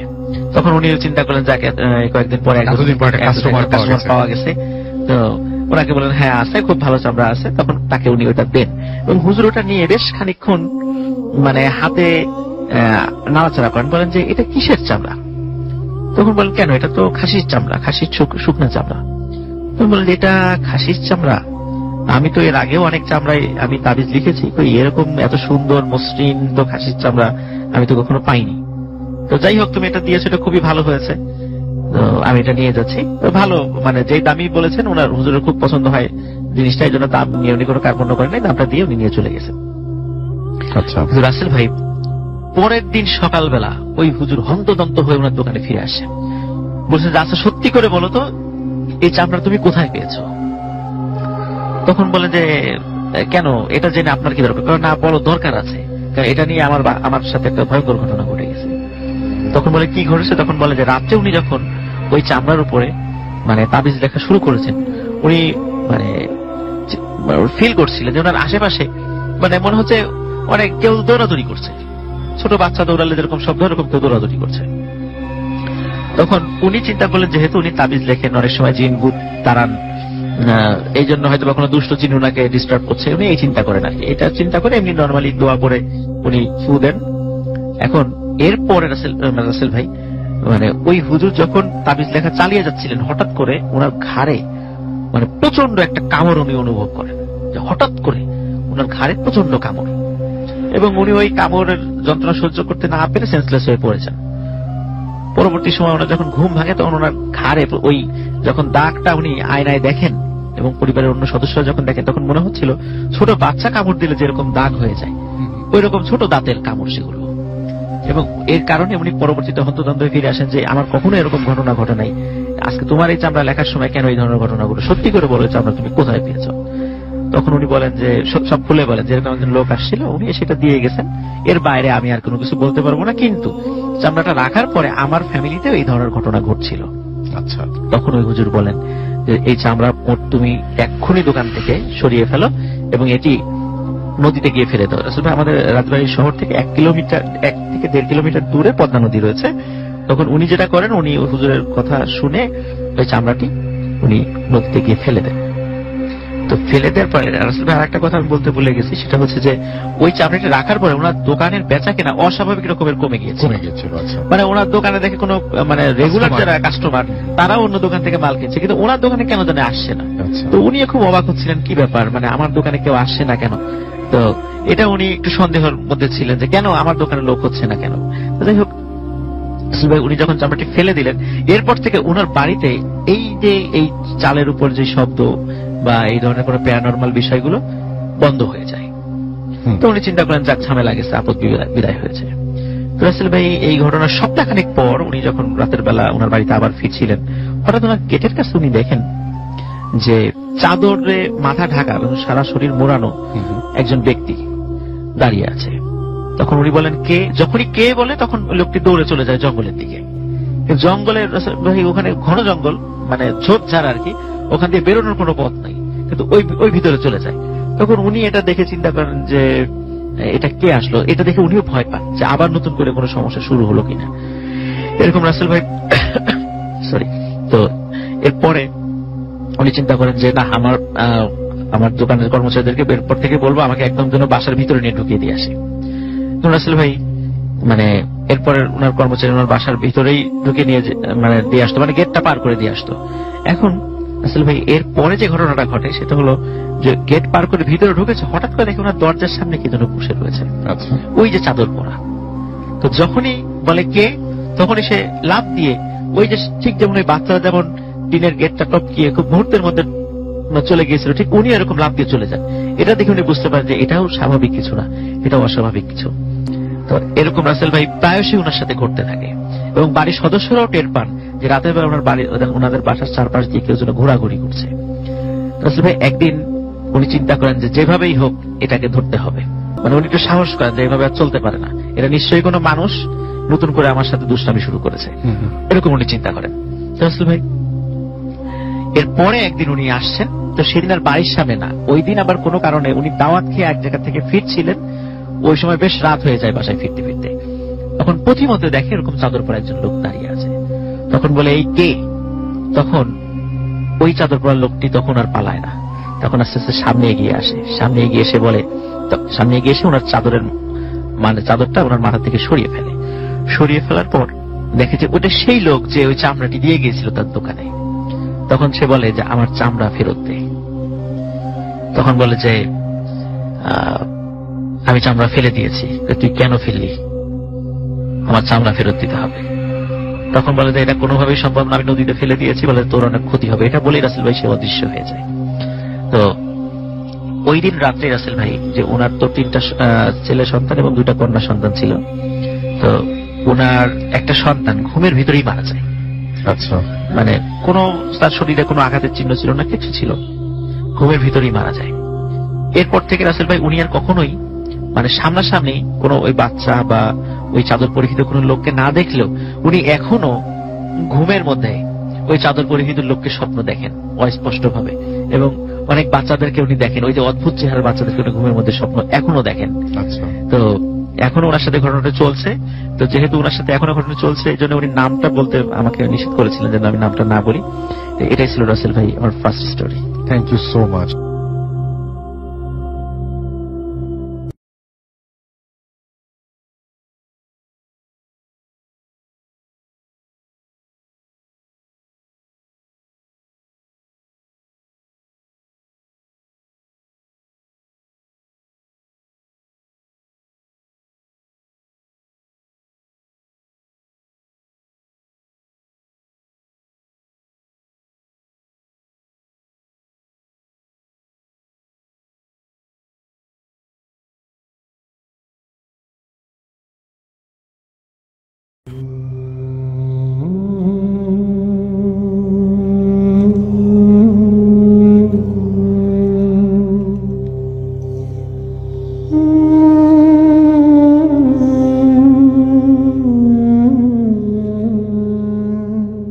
আমি আজ যে ঘটনাটা শেয়ার করব তা আমার পরিচিত এক খালাতো বোনের ছোট্ট একটা বাচ্চা মেয়ে সুরমার সাথে ঘটে যাওয়া এক ভয়ঙ্কর ঘটনা। ঘটনার সময়কাল 1993 থেকে শুরু এবং 2000 সালে এক ভয়ানক ঘটনার মাধ্যমেই এর সমাপ্তি ঘটে। ঘটনাটি ক্ষণজন্মা অলৌকিক সৌভাগ্যের অধিকারী সুরমার। এবার আসি মূল ঘটনায়। আসিমুন নেসা নামের এক ভদ্র মহিলা, তিনি খুব গরিব এবং ফরেস্টগার, সহজ সরল প্রকৃতির একজন খুবই ভালো মানুষ। তার বাড়ি ছিল আমাদের পার্শ্ববর্তী গ্রামের জগাইরহাট ও গোপালপুর গ্রামের মধ্যবর্তী স্থানে। তিনি মানুষের বাসা বাড়িতে টুকটাক কাজ করে জীবন যাপন করতেন। তার স্বামী প্যারালাইসিসে আক্রান্ত ছিল। তার 2জন ছেলে ছিল, তাদের নাম হাবিব ও বিপ্লব, আর সবার ছোট্ট একটি কন্যা ছিল সুরমা। ঘটনাটা এই সুরমাকে নিয়ে। বলে রাখা ভালো, ওই আসিমুন নেসা নামের ভদ্র মহিলা যাকে আমরা খালা বলে ডাকতাম, তিনি বছরের অধিকাংশ সময় আমাদের বাড়িতে আমার আম্মাকে সাংসারিক কাজে সহযোগিতা করতেন। আমাদের কোনো খালা না থাকার কারণে তাকে আমরা নিজেদের খালাই মনে করতাম, আর তিনিও আমাদের খুবই ভালোবাসতেন। আমার মাও তাকে নিজের বোনের মতোই ভালোবাসত। ঘটনার শুরু যেভাবে, 1993 সালের শ্রাবণের বৃষ্টি ভেজা এক রাতে আসিমুন নেসা খালার কোল জুড়ে জন্ম হয় এক অলৌকিক ক্ষমতাধর শক্তি সুরমার। জন্মের পর ওর বাবা মা খেয়াল করেন সুরমা সাধারণ বাচ্চাদের মতো না, সম্পূর্ণই ভিন্ন রকমের। মোটেও কান্নাকাটি করে না, বড়দের মতো চুপচাপ থাকতো এবং সকলকে সুন্দর করে চোখ ঘুরিয়ে ঘুরিয়ে দেখত। তবে অদ্ভুত বিষয় হলো, সুরমার জন্মের দিন থেকে ওর গায়ের রং বিভিন্ন সময় পাল্টে যেত। কখনো কালো, কখনো আবার সাদা, আবার কখনো লাল নীল বর্ণ ধারণ করত। তারা ঘুমিয়ে গেলে সুরমার চারপাশে কয়েকটি আগুনের ফুলকি ঘুরঘুর করত এবং এক মনোমুগ্ধকর সুগন্ধিতে পুরো ঘর ভরে উঠত। এই সকল বিষয়ের জন্য তারা খুবই আতঙ্কিত হয়ে পড়ে। তারা এই বিষয়টা বিভিন্ন রকম ভাবে আঁচ করতে পারে এবং বুঝতে পারে যে তাদের মেয়ের সাথে যা ঘটছে তা কোনো সাধারণ বিষয় না, এটা অলৌকিক ক্ষমতাধর কিছুর কারসাজিও হতে পারে, ভালো কিংবা খারাপ কিছু। প্রতিনিয়ত সুরমার সাথে ঘটে যাওয়া ঘটনাগুলো নিয়ে তারা ভয়ঙ্কর এক আতঙ্কের মধ্যেই দিন যাপন করতে থাকে। এরপর তারা কয়েকজন কবিরাজের শরণাপন্ন হন। কবিরাজ আসে এবং সুরমাকে দেখে প্রচন্ড ভয় পেয়ে যায়। কেউই কোনো ধরনের সমাধান দিতে পারে না। সবশেষে সকলেই ব্যর্থ হয়ে বাড়ি ফিরে যায়। সবশেষে একটা কথাই তারা বলে যে আমাদের সাধ্যের বাইরে, আপনারা বড় কোনো ওঝা কিংবা কোনো কামেল বুজুর্গ আলেমদের শরণাপন্ন হন। এরপর তারা দেরি না করে তৎকালীন সময়ে আমাদের এলাকার বিখ্যাত একজন আলেমে দ্বীন হযরত মাওলানা আব্দুল হাই মাওলানা হুজুরের কাছে যান। হুজুর খুবই বুজুর্গ আলেম ছিলেন। বরিশালের সারসিনা শরীফের বড় পীর সাহেব হযরত নেসারউদ্দিন মাওলানা সাহেব রহমাতুল্লাহ আলাইহি এর ছাত্র ছিলেন আব্দুল হাই মাওলানা হুজুর। সুরমাকে নিয়ে হুজুরের কাছে গেলে হুজুর শুধুমাত্র সুরমাকে রেখে সকলকে বাসার বাইরে যেতে বলেন। ওই সময় সুরমার উপর ভর করা সেই বুজুর্গ জিনকে হুজুর হাজির করেন এবং উভয় সালাম বিনিময় শেষে কথাবার্তা সমাপ্ত করেন। হুজুর হাসি মুখে সুরমার বাবা মাকে বলেন, আপনারা এই বাচ্চাকে কোনো কবিরাজ কিংবা উঝার কাছে ভুলেও নেবেন না এবং সর্বদা একে পবিত্র অবস্থায় রাখবেন। ভয়ের কোনো কারণ নেই, আল্লাহই একমাত্র হেফাজতের মালিক। এভাবেই চলতে থাকে এবং সুরমার উপর এক প্রবল শক্তিধর অদৃশ্য শক্তি ভর করে থাকে সর্বদা, যেটা সুরমার ফরেজগার মা আসিমুন নেসা খালা খুব ভালো করে বুঝতে পারেন। তবে সবচেয়ে আশ্চর্যের বিষয় হলো, অন্য বাচ্চাদের মতো সুরমা কখনো উলঙ্গ কিংবা প্রস্রাব পায়খানা করে অপবিত্র অবস্থায় থাকতে পারত না। কখনো এমন হলে সে প্রচুর কান্নাকাটি করত। এভাবেই সুরমা বড় হতে থাকে। তবে সবচেয়ে আশ্চর্যের বিষয় হলো, সুরমা যদি কখনো কোনো ধরনের খাবার খেতে চাইতো তখন ওর মা ইচ্ছা করলেও খাওয়াতে পারত না, কারণ সুরমারা গরিব ছিল, তাদের টাকা পয়সার খুবই অভাব ছিল। তবে তিনি লক্ষ্য করতেন অলৌকিকভাবে সে খাবারগুলো কারো না কারো মাধ্যমে সুরমার সামনে হাজির হয়ে যেত। ওর মা খুবই ফরজগার ছিলেন। তিনি তার মেয়ের সাথে ঘটে যাওয়া বিষয়গুলোকে আব্দুল হাই মাওলানা হুজুরের পরামর্শক্রমে সর্বদাই সবার থেকে গোপন করে রাখতেন এবং সবসময়ের জন্য ওকে তার কাছে রাখতেন। অন্য কোনো বাচ্চাদের সাথেও তেমন একটা মেলামেশা করতে দিতেন না। এভাবেই দিন যেতে থাকে। তখন 1999 সাল। সুরমা সবেমাত্র 6 বছর শেষ করে 7 বছরে পা দিয়েছে। একদিন চৈত্র মাসের কাঠফাটা রোদের মধ্যে সুরমাকে নিয়ে ওর মা ওদের গোলাপপুর গ্রাম থেকে পাশের কেউতা গ্রামে যাওয়ার জন্য রওনা হয়। ওরা শুকনো ধানের জমি থেকে নেমে হাঁটা শুরু করে। আমাদের অঞ্চলে ধানের জমিকে আঞ্চলিক ভাষায় কোলা বলে, কোথাও কোথাও বিলও বলে থাকে। এক একটা কোলা কয়েক হাজার বিঘা জমি নিয়ে বিস্তীর্ণ, এক গ্রাম থেকে আরেক গ্রামে গিয়ে মিশেছে, আর এর মধ্যেই মানুষের যার যার জমির সীমানা চিহ্নিত করা থাকে। ওরা হাঁটতে হাঁটতে গোপালপুর গ্রামের শেষ প্রান্তে এসে কেউতা গ্রামের কোলায় যখন পড়ে, ঠিক তখনই কোলার মাঝে উঁচু কিছু জমির পাশেই রয়েছে অনেকগুলো কেওয়া ঝোপা। কেওয়া ঝোপা এক ধরনের কাঁটাযুক্ত আনারস গাছের মতো, যা লম্বায় সর্বোচ্চ 4-5 ফিট পর্যন্ত হয়ে থাকে। ওই কেওয়া ঝোপের ভেতর থেকে অনেকগুলো সাদা রাজহাঁস বেরিয়ে আসে, যেটা শুধুমাত্র সুরমা দেখতে পায়। ওর মা হাঁটতে হাঁটতে অনেক দূর সামনে চলে যায় আর ওই রাজহাঁসগুলো মানুষের মতো সুরমার সাথে সে কথা বলে এবং সুরমাকে সাদা একটা মুক্তার মতো পাথর উপহার দেয়, যা ছিল নাকি অমূল্য রত্ন সুলেমানি পাথর, যা ওরা বুঝতে পারেনি এবং পরবর্তী সময়ে তা প্রকাশ পায়।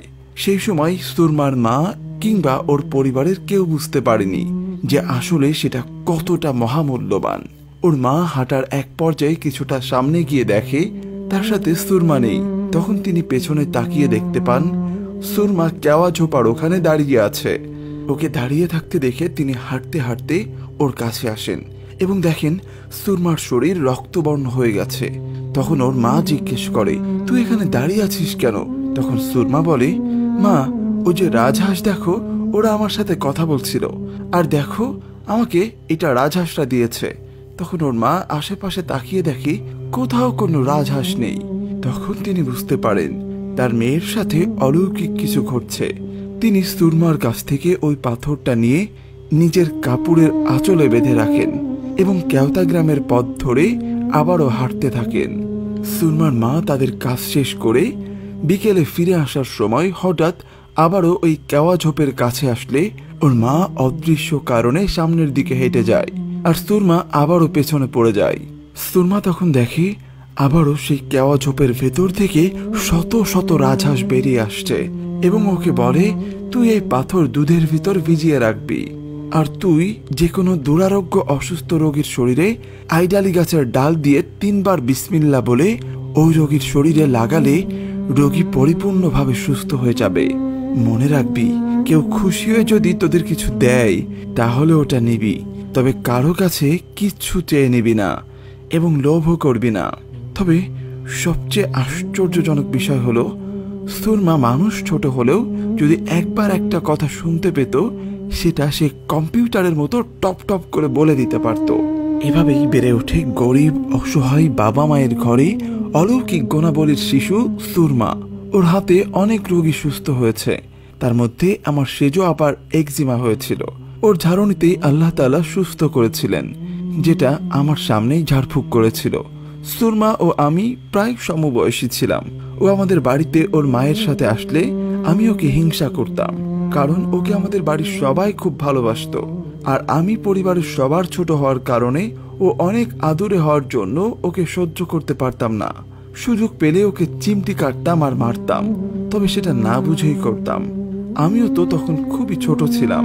এভাবে চলতে চলতে 2000 সালে সুরমার যখন 8 বছর পূর্ণ হলো, তখনও আমাদের সমবয়সী বাচ্চাদের থেকে ও সম্পূর্ণ ভিন্ন ছিল। সর্বদা পরিপাটি গোছানো থাকতো। ওকে দেখলে মনে হতো বড় মেয়েদের মতো আচার আচরণ এবং খুবই শান্ত স্বভাবের ছিল। 2000 সালের ফাল্গুন মাসের কোনো একদিন ওর কাছে থাকা সেই পাথরটা যে কৌটার মধ্যে রাখা ছিল, সেই পাথরটা বের করে ও হাতে নেয়। আবারও সে পাথরটাকে দুধের মধ্যে ভেজাতে চায়। ওর মাকে কিছু দুধ এনে দিতে বলে। তখন ওর মা রাগান্বিত হয়ে ওর হাত থেকে পাথরটা নিয়ে বাইরে ছুঁড়ে ফেলে দেয়, যেটাকে আমরা আঞ্চলিক ভাষায় সাইজ বলি। ঘরের আঙিনায় যেখানে পাথরটা পড়ে সেখানে রাতে ওদের বাড়ির অনেকেই প্রস্রাব করত। যখনই ওই নাপাক জায়গায় ওই পাথরটা ছিটকে পড়ে, তখনই সুরমা দৌড়ে গিয়ে ওই পাথরটা আবারও নিয়ে আসে। ওর গায়ে থাকা জামা কাপড় দিয়ে পাথরটা মুছে কৌটার ভিতরে ভরে রাখে। এরপর ওর মা কাজের জন্য বাইরে যায়। তারপর দুপুরের দিকে বাড়িতে ফিরে এসে দেখে সুরমার শরীরে প্রচন্ড জ্বর, সমস্ত শরীর লাল বর্ণ হয়ে গেছে।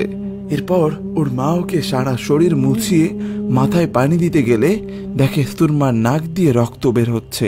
ওর শরীরে প্রচন্ড জ্বর, মাঝে মাঝে কাঁপুনি দিচ্ছে। ওর মা ও ভাইরা তাড়াতাড়ি করে ওকে রাজাপুর উপজেলা স্বাস্থ্য কমপ্লেক্সে নিয়ে যায়। আমার মায়ের একজন খালাতো ভাই ছিল, ডাক্তার আব্দুল জলিল মামা। উনি রাজাপুর উপজেলা স্বাস্থ্য কমপ্লেক্সের সহকারী মেডিকেল অফিসার ছিলেন। তিনি ওকে দেখে আঁতকে ওঠেন এবং প্রাথমিক চিকিৎসা শেষে এত জ্বর ও নাক দিয়ে রক্ত পড়া দেখে তিনি বেশ চিন্তায় পড়ে যান। তারপরেই তিনি বরিশাল শেরেবাংলা মেডিকেলে নিয়ে যাওয়ার জন্য তাদেরকে পরামর্শ দেন। সুরমার মা ওকে কোলে তুলে নিয়ে বের হলে সুরমা কথা বলা শুরু করে। বলে, মা, ওরা আমাকে নিয়ে যেতে আসছে, ওই দেখো ওরা আসছে আমাকে নিয়ে যেতে, তুমি আমাকে বাড়ি নিয়ে যাও। ওর মা কান্নায় ভেঙে পড়েন। এক প্রকার বাধ্য হয়ে ওকে বাড়িতে নিয়ে যান ওর মা। বাড়িতে আসার পথে ওর মায়ের কোলেই চিরদিনের জন্য দুনিয়ার মায়া কাটিয়ে আল্লাহর কাছে ফিরে যায় এক অলৌকিক গুণাবলীর ক্ষণজন্মা ছোট্ট সুরমা। সুরমার মৃত্যুর পর এলাকায় নেমে আসে শোকের ছায়া। শত শত মানুষ আসতে থাকে ছোট্ট সুরমাকে দেখতে। অচেনা অজানা হাজারো লোকের সমাগম হয়েছিল সুরমার জানাজায়, যা এক অলৌকিক ঘটনা বলেই হয়েছিল সকলের কাছে। জানাজা শেষে ওদের বাড়ির দক্ষিণ পশ্চিম পাশে নির্জন বাগানে দাফন করা হয় সুরমাকে। সুরমার মৃত্যুর পর ওদের পরিবারের সবাই খেয়াল করে গভীর রাতে সুরমার কবরের চারপাশে শত শত আলোর ফুলকি দেখা যেত। এরপরে আসিমুন্নেসা খালা বেশ কিছু ভয়ঙ্কর স্বপ্ন দেখা শুরু করেন, যেন শত শত রাজহাঁস তার দিকে তেড়ে আসছে, তাকে আক্রমণ করার জন্য এবং তার উপর খুব ক্ষিপ্রতার সাথে আক্রমণ করতে চায়। এর মাসখানিক পর আসিমুন্নেসা খালা প্রতিনিয়ত স্বপ্নে ভয় পেয়ে আমাদের রাজাপুর থানার শেষ প্রান্তে সত্তরকান্দা ইউনিয়নের দেওলকাঠি গ্রামে ও বাজারের হযরত মাওলানা আব্দুল জয়নাল আবেদিন হুজুর রহমতুল্লাহ আলাইহির সন্ধান পান। তিনি ও তার দুই পুত্র বিপ্লব ও হাবিব ভাই সহ সেই হুজুরের কাছে যান। এমন সমস্যা থেকে বাঁচতে হুজুরের সহযোগিতা কামনা করেন। হুজুর যদিও কারো সাথে খুব একটা দেখা করেন না, তবুও তিনি নাম ঠিকানা সহ কাগজে লিখে রেখে তাদেরকে চলে যেতে বললেন এবং 3 দিন পরে আসার জন্য বললেন। এরপর তারাও বাড়িতে চলে আসলেন। 3 দিন পরে হুজুরের বাড়ি গেলে হুজুর পর্দার আড়াল থেকে ধমক দিয়ে আসিমুন্নেসা খালাকে বিস্তারিত বললেন, তোমার মেয়ে গর্ভে থাকাকালীন একজন মর্যাদা সম্পন্ন আলেমে জিন তোমার কন্যাকে বরদান করেছিলেন। তুমি নিয়মিত গভীর রাতে তাহাজ্জুদ পড়ার কারণে তোমার উপর সন্তুষ্ট হয়ে জিনদের সর্বমহলে প্রবল শক্তিধর মর্যাদা সম্পন্ন একজন আলেমে জিন তিনি তোমার কন্যাকে উপহার স্বরূপ অমূল্য রতন সুলেমানি পাথর দান করেছিলেন।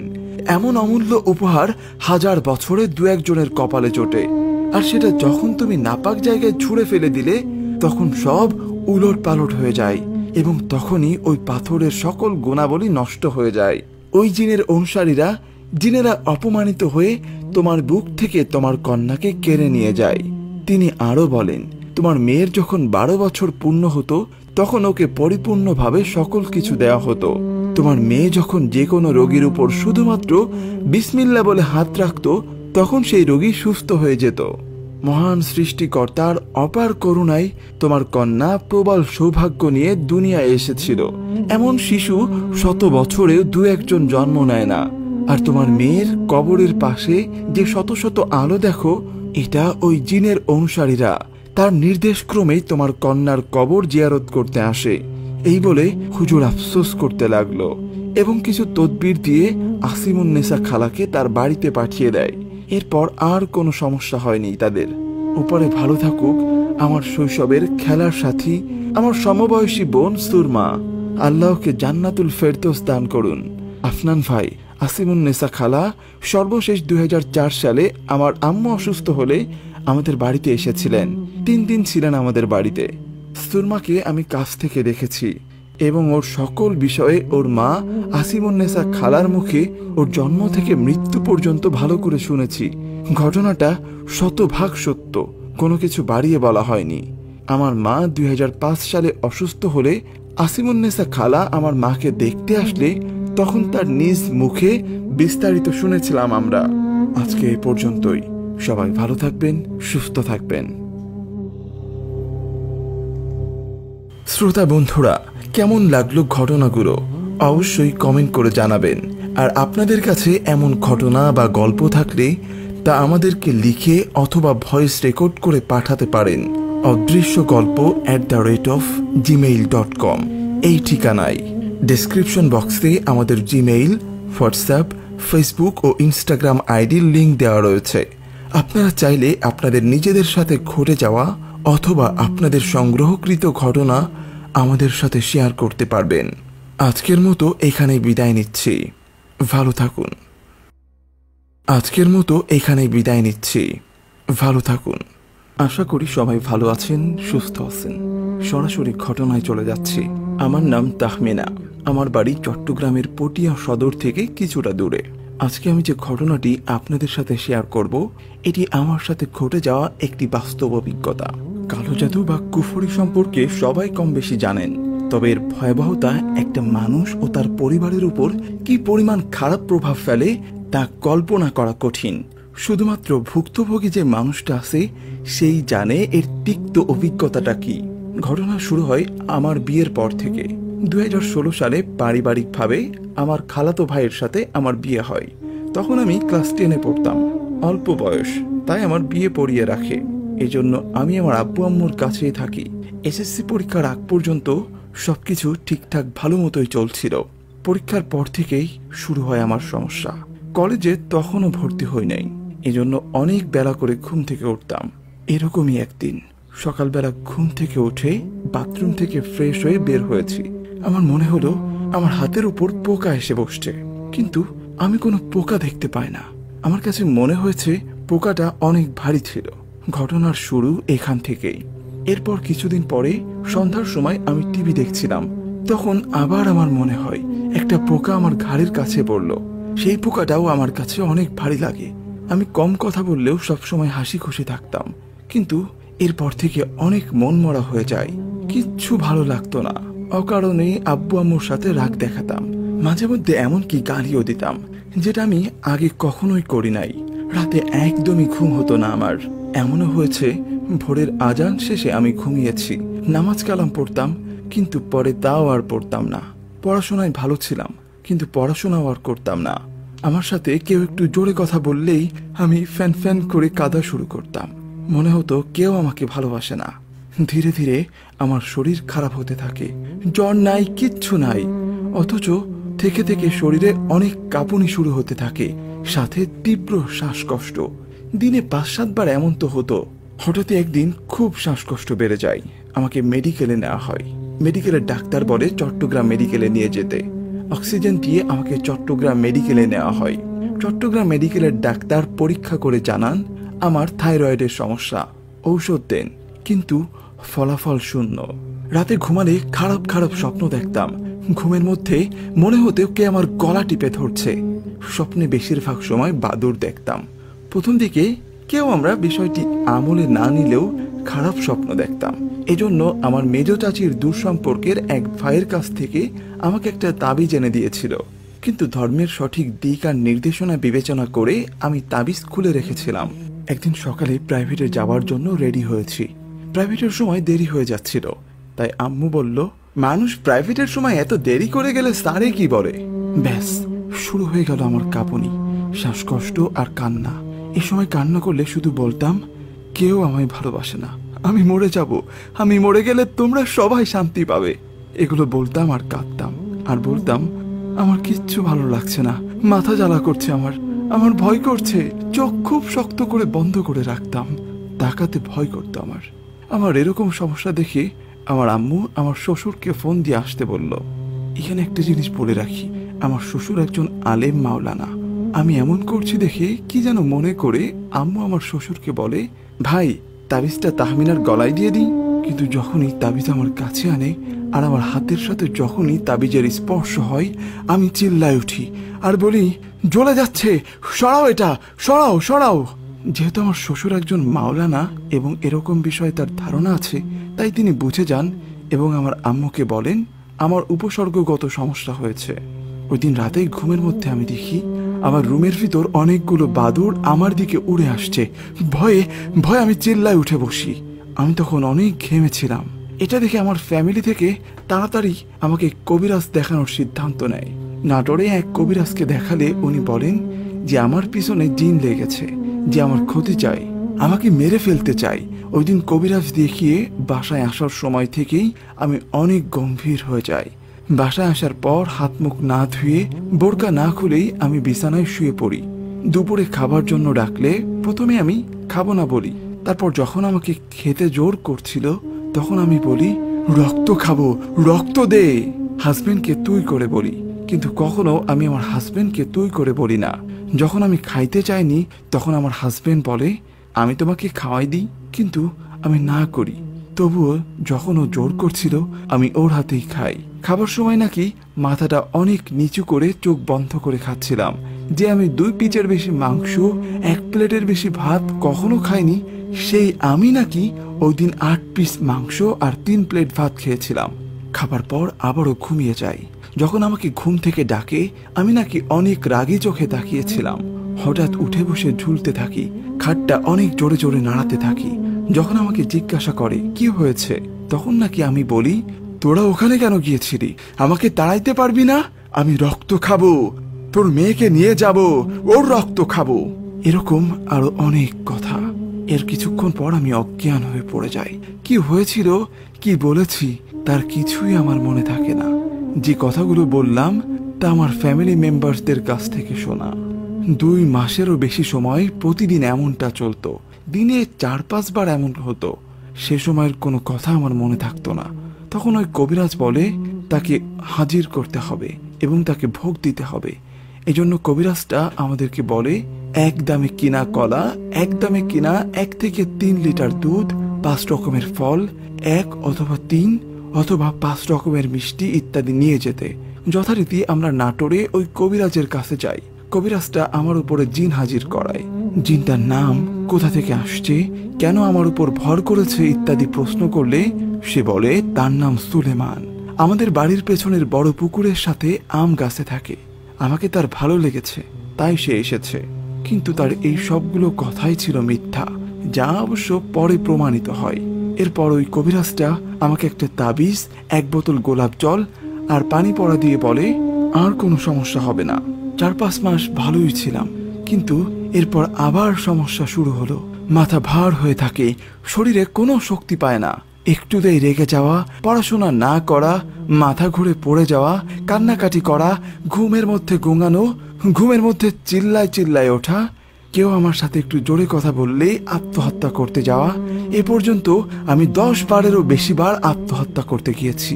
আর একটা সমস্যা হতো, মাঝে মাঝে আমার খুব বমি বমি ভাব হতো এবং বমি করলে তার সাথে দলা পাকানো কালো লম্বা লম্বা চুল বের হয়ে আসতো। আর সারা শরীরে কেমন যেন হাজার হাজার সুই ফোটানোর ব্যথা অনুভব করতাম।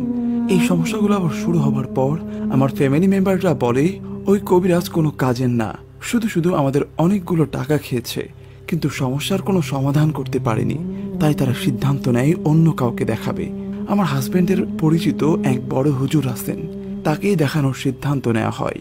তাকে ফোন করে আমার সমস্যার কথা বললে তিনি বলেন আমার উপর শুধু জিনেরই নজর না, সাথে মানুষেরও কুনজর আছে। এজন্য আমাদেরকে তার বাসায় যেতে বলে। তার কাছে গেলে তিনি বলেন আমার উপর কুফরি করা হয়েছে, সাথে বদজিন চালান করা হয়েছে। যে জিনটাকে আমার উপর চালান করেছে সে ইফরিত গোত্রের। আমার চুল ব্যবহৃত জামার অংশ, মাসিকের সময় ব্যবহার করা প্যাড আর আমার বাবা মায়ের নাম দিয়ে আমার উপর কুফরি বা কালো জাদু করেছে। তার আমার নামে কুফরি করে তাবিজ আর একটা পুতুল অনেক পুরাতন একটা কবরে লুকিয়ে রেখেছে। আর আমাকে কালো জাদু করেছে আমার হাজবেন্ডের আপন ফুপু ফুফাতো ভাই বোন মিলে। তারা আমাকে কালো জাদু করেছে যাতে আমি অসুস্থ হয়ে যাই, পাগল হয়ে যাই, আর পাগল হয়ে নিজেই নিজেকে খুন করি, যাতে আমি মারা গেলে ওই মহিলা আমার হাজবেন্ডকে বিয়ে করতে পারে। ওই মহিলা নিজে বিবাহিত, তার 7 বছরের একটা মেয়ে আছে। সে তার হাজবেন্ডকে এখন আর সহ্য করতে পারছে না, কারণ তার হাজবেন্ডের এখন আর যৌন শক্তি নাই। নিজের যৌন চাহিদা মেটানোর জন্য আমার হাজবেন্ডের দিকে নজর দিয়েছে। এই কথাগুলো ওই হুজুর আমাকে বলেছে। আমরা বিশ্বাস করেছি, কারণ যখন আমার সাথে আমার হাজবেন্ডের বিয়ের কথা চলছিল তখন নাকি ওই মহিলা আর তার মা নিজে আমার শাশুড়ির কাছে, আমার ননদের কাছে বলেছে যে সে আমার হাজবেন্ডকে পছন্দ করে, বিয়ে করতে চায়। কিন্তু আমার শাশুড়ি ননদ অমত জানায় এবং ফাইনালি না করে দেয়। ওই মহিলা নিজে একজন আলেম, পর্দা করে, 5 ওয়াক্ত নামাজ পড়ে, তার ভাই আল কোরআনের 30 পারার হাফেজ। এরকম মানুষ যে কুফরির মতো এত জঘন্য কাজ করতে পারে তা আমার কল্পনার বাইরে ছিল। আমার বিয়ের আগেও আমার হাজবেন্ডের ফুপু তার বিবাহিত মেয়ে, যে কিনা 1 বাচ্চার মা, তার সাথে আমার হাজবেন্ডের বিয়ের প্রস্তাব দেয়, কিন্তু আমার হাজবেন্ড না করে দেয়। যাই হোক, ওই হুজুর আমাদের কয়েকটা তদবির দেন। আমাদেরকে বলেন যে আমার উপরে থাকা কালো জাদু কাটাতে 501টা তাবিজ লাগবে, যেগুলো পরে মাঝ নদীতে ফেলে দিতে হবে এবং এই জায়গায় পুঁতে ফেলতে হবে। আমার নামে কুফরি করা যাবতীয় জিনিস তিনি তার কাছে থাকা জিনের মাধ্যমে উদ্ধার করে সেগুলো নষ্ট করে ফেলেন। আর আমাকে একটা তাবিজ দেন, যেটা এখনো আমি গলায় পড়ে আছি। আল্লাহর অশেষ রহমতে আমি এখন সুস্থ। 2017, 2018 এই 2 বছর আমি এই সমস্যার মধ্য দিয়ে পার করেছি। এই 2 বছর আমার শারীরিক ও মানসিক অনেক ক্ষতি হয়েছে। ওই 2 বছরের অনেক সময়, স্মৃতি, কথার অনেক কিছুই আমার মনে নেই, যেগুলো আমি পরে আমার মা, হাজবেন্ড আর ফ্যামিলি মেম্বার্সদের কাছ থেকে শুনেছি। 88 সালের বন্যা চলাকালীন সময়ের কথা। ময়মনসিংহ বিভাগেও তখন বন্যার পানি রয়েছে। পানিতে তলিয়ে গেছে মুক্তাগাছা উপজেলার সবকয়টি ইউনিয়ন। মুক্তাগাছা উপজেলার মধ্যে 2 নং বড়গ্রাম হলো একটা ইউনিয়ন। সেই সময় বড়গ্রাম ইউনিয়নের চেয়ারম্যান ছিলেন জব্বার মিয়া। এই বড়গ্রামের বাজেধানুকা গ্রামে বুড়াপীর নামে এক বৃদ্ধ নিজের স্ত্রীর সাথে একটা কুঠিতে বাস করত। বন্যার পানিতে বুড়াপীরের ছোট্ট কুঠিটি ভেঙে ঘুমন্ত বুড়াপীর আর তার স্ত্রীর মাথায় পড়ে। তাদের চিৎকারে আশেপাশের লোকজন হাঁটু পানি পার করে সেখানে গিয়ে বুড়াপীর ও তার স্ত্রীকে মারাত্মক খারাপ অবস্থায় উদ্ধার করে। দুর্ভাগ্যবশত সব রাস্তাঘাট তখন তলিয়ে গেছে। যানবাহন না পাওয়ায় চিকিৎসার অভাবে ঘটনাস্থলেই বুড়াপীরের স্ত্রীর মৃত্যু হয়। গ্রামের কিছু মানুষ বুড়াপীরের শরীর গরম পানি দিয়ে ধুয়ে কিছু গাছগাছড়ার ঔষধ লাগিয়ে দেয়। তারপর বুড়াপীরের শারীরিক অবস্থার কিছুটা উন্নতি হলে যখন তাকে কৌশলে জানানো হয় যে তার স্ত্রী আর দুনিয়াতে বেঁচে নেই, ঠিক তখনই তিনি স্ট্রোক করে মারা যায়। তখন তার বয়স ছিল 113 বছর। এলাকাবাসী ভেবেছিল কৌশলে যদি মৃত্যুর সংবাদ জানানো হয় তাহলে হয়তো তিনি বিষয়টা মেনে নিতে পারবে, কিন্তু বুড়াপীর নিজের জীবনের চাইতেও তার স্ত্রীকে বেশি ভালোবাসত। সেই রাতে আশেপাশে বুড়াপীরের মৃত্যুর সংবাদ পৌঁছে যায়। ছোট্ট সোনের মসজিদের ইমাম সাহেব রফিকুল মিয়ার সাথে পরামর্শ করে বুড়াপীরের জানাজার সময় নির্ধারণ করা হয় পরদিন সকাল 8টায়। শেষ রাতে রফিকুল মিয়া ও এলাকার আরো কিছু মানুষ মিলে বুড়াপীর ও তার স্ত্রীর কবর খুঁড়তে বের হন, কিন্তু চারিদিকে পানি থই থই করছে। কোনোভাবেই কবর খুঁড়তে পারছিল না তারা। অবশেষে মাওলানা রফিকুল মিয়া বললেন লাশ পানিতে ভাসিয়ে দিতে। এলাকাবাসী ইমাম সাহেবের সিদ্ধান্তে মিশ্র প্রতিক্রিয়া জানালেও পরবর্তীতে সবাই তারা একমত হন। পরদিন সকাল 8টার আগেই হাঁটু সমান পানিতে বুড়াপীরের শেষ গোসল করান এলাকার 3 জন ব্যক্তি। আশতিকের পাশেই পর্দা করে বুড়াপীরের স্ত্রীর শেষ গোসল করান এলাকার আয়ুব মিয়ার স্ত্রী জয়না খাতুন। তারপর 8টার সময় কলা গাছ কেটে নৌকা বানিয়ে সেখানে বুড়াপীর ও তার স্ত্রীর লাশ রেখে জানাজা পড়ান মাওলানা রফিক মিয়া। চারিদিকে পানিতে তলিয়ে গেলেও বড়গ্রাম ইউনিয়নের প্রায় 100 খানেক মানুষ এই জানাজায় অংশ নিয়েছিল। জানাজার পর সবার উপস্থিতিতে বুড়াপীর ও তার স্ত্রীর লাশ বড়গ্রামের কইয়া বিলে ভাসিয়ে দেওয়া হয়। সেদিন রাতেই বড়গ্রাম ইউনিয়নের পানি কমে যায়, আর এর পরদিন সকালে কইয়া বিলে ভেসে ওঠে পচে যাওয়া 2টি লাশ। কইয়া বিলে এমন লাশ দেখে সবাই একত্রিত হয়। উপস্থিত হয় সেই এলাকার চেয়ারম্যান সাহেবও। পরে বাজেধানুকা গ্রামের মাওলানা রফিকুল মিয়া ও বাজেধানুকার এলাকাবাসী লাশ দেখে নিশ্চিত করে এই লাশ দুটো বুড়াপীর ও তার স্ত্রীর। তারপর মাওলানা সাহেব বলেন, যেহেতু পানি কমে গিয়েছে তাই বাজেধানুকাতেই এই 2টি লাশকে কবর দেওয়া হবে। মাওলানা রফিকুল মিয়ার কথায় সবাই একমত জানিয়ে জব্বার চেয়ারম্যান 2টি কবর খোঁড়ার নির্দেশ দেন। দাফন কাজ শেষ হওয়ার পর জানা যায় যে মুক্তিযুদ্ধের 20 বছর আগে বাজেধানুকা গ্রামে বসতঘর নির্মাণ করেন বুড়াপীর ও তার স্ত্রী। সে সময় বুড়াপীরের বয়স ছিল 75 থেকে 80 এর মধ্যে। বৃদ্ধ এই পীর সেই গ্রামে এসেই ধর্ম প্রচারের কাজে লেগে পড়েন। গ্রামের সবাইকে ধর্মের শিক্ষা দেন। অভাবের সংসারে তাদের কোনো সন্তান ছিল না। বুড়াপীরের স্ত্রী পর্দা করতেন। মৃত্যুর সময় তার স্ত্রীর বয়স ছিল মাত্র 55 বছর।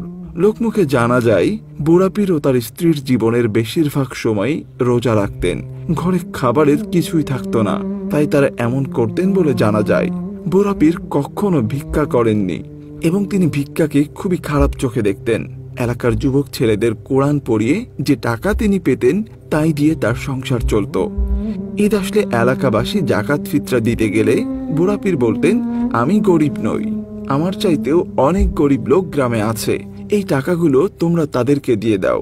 লোকমুখে শোনা যায় যে মুক্তিযুদ্ধের সময় এলাকার মুক্তিবাহিনীকে তার স্ত্রী নিজ হাতে রান্না করে খাওয়াতেন। এ সময় মুক্তিবাহিনীর সদস্যরা বাজার থেকে খাবারের জিনিস কিনে এনে বুড়াপীরের বাড়িতে দিয়ে যেত। বুড়াপীর শেখ সাহেবের ভক্ত ছিলেন। শেখ মুজিবের প্রতিটা ভাষণই তিনি মুক্তিবাহিনীর কাছ থেকে শুনতেন। দেশ স্বাধীন হওয়ার পর তিনি নিজের বাড়িতে একটা মিলাদের আয়োজন করেছিলেন।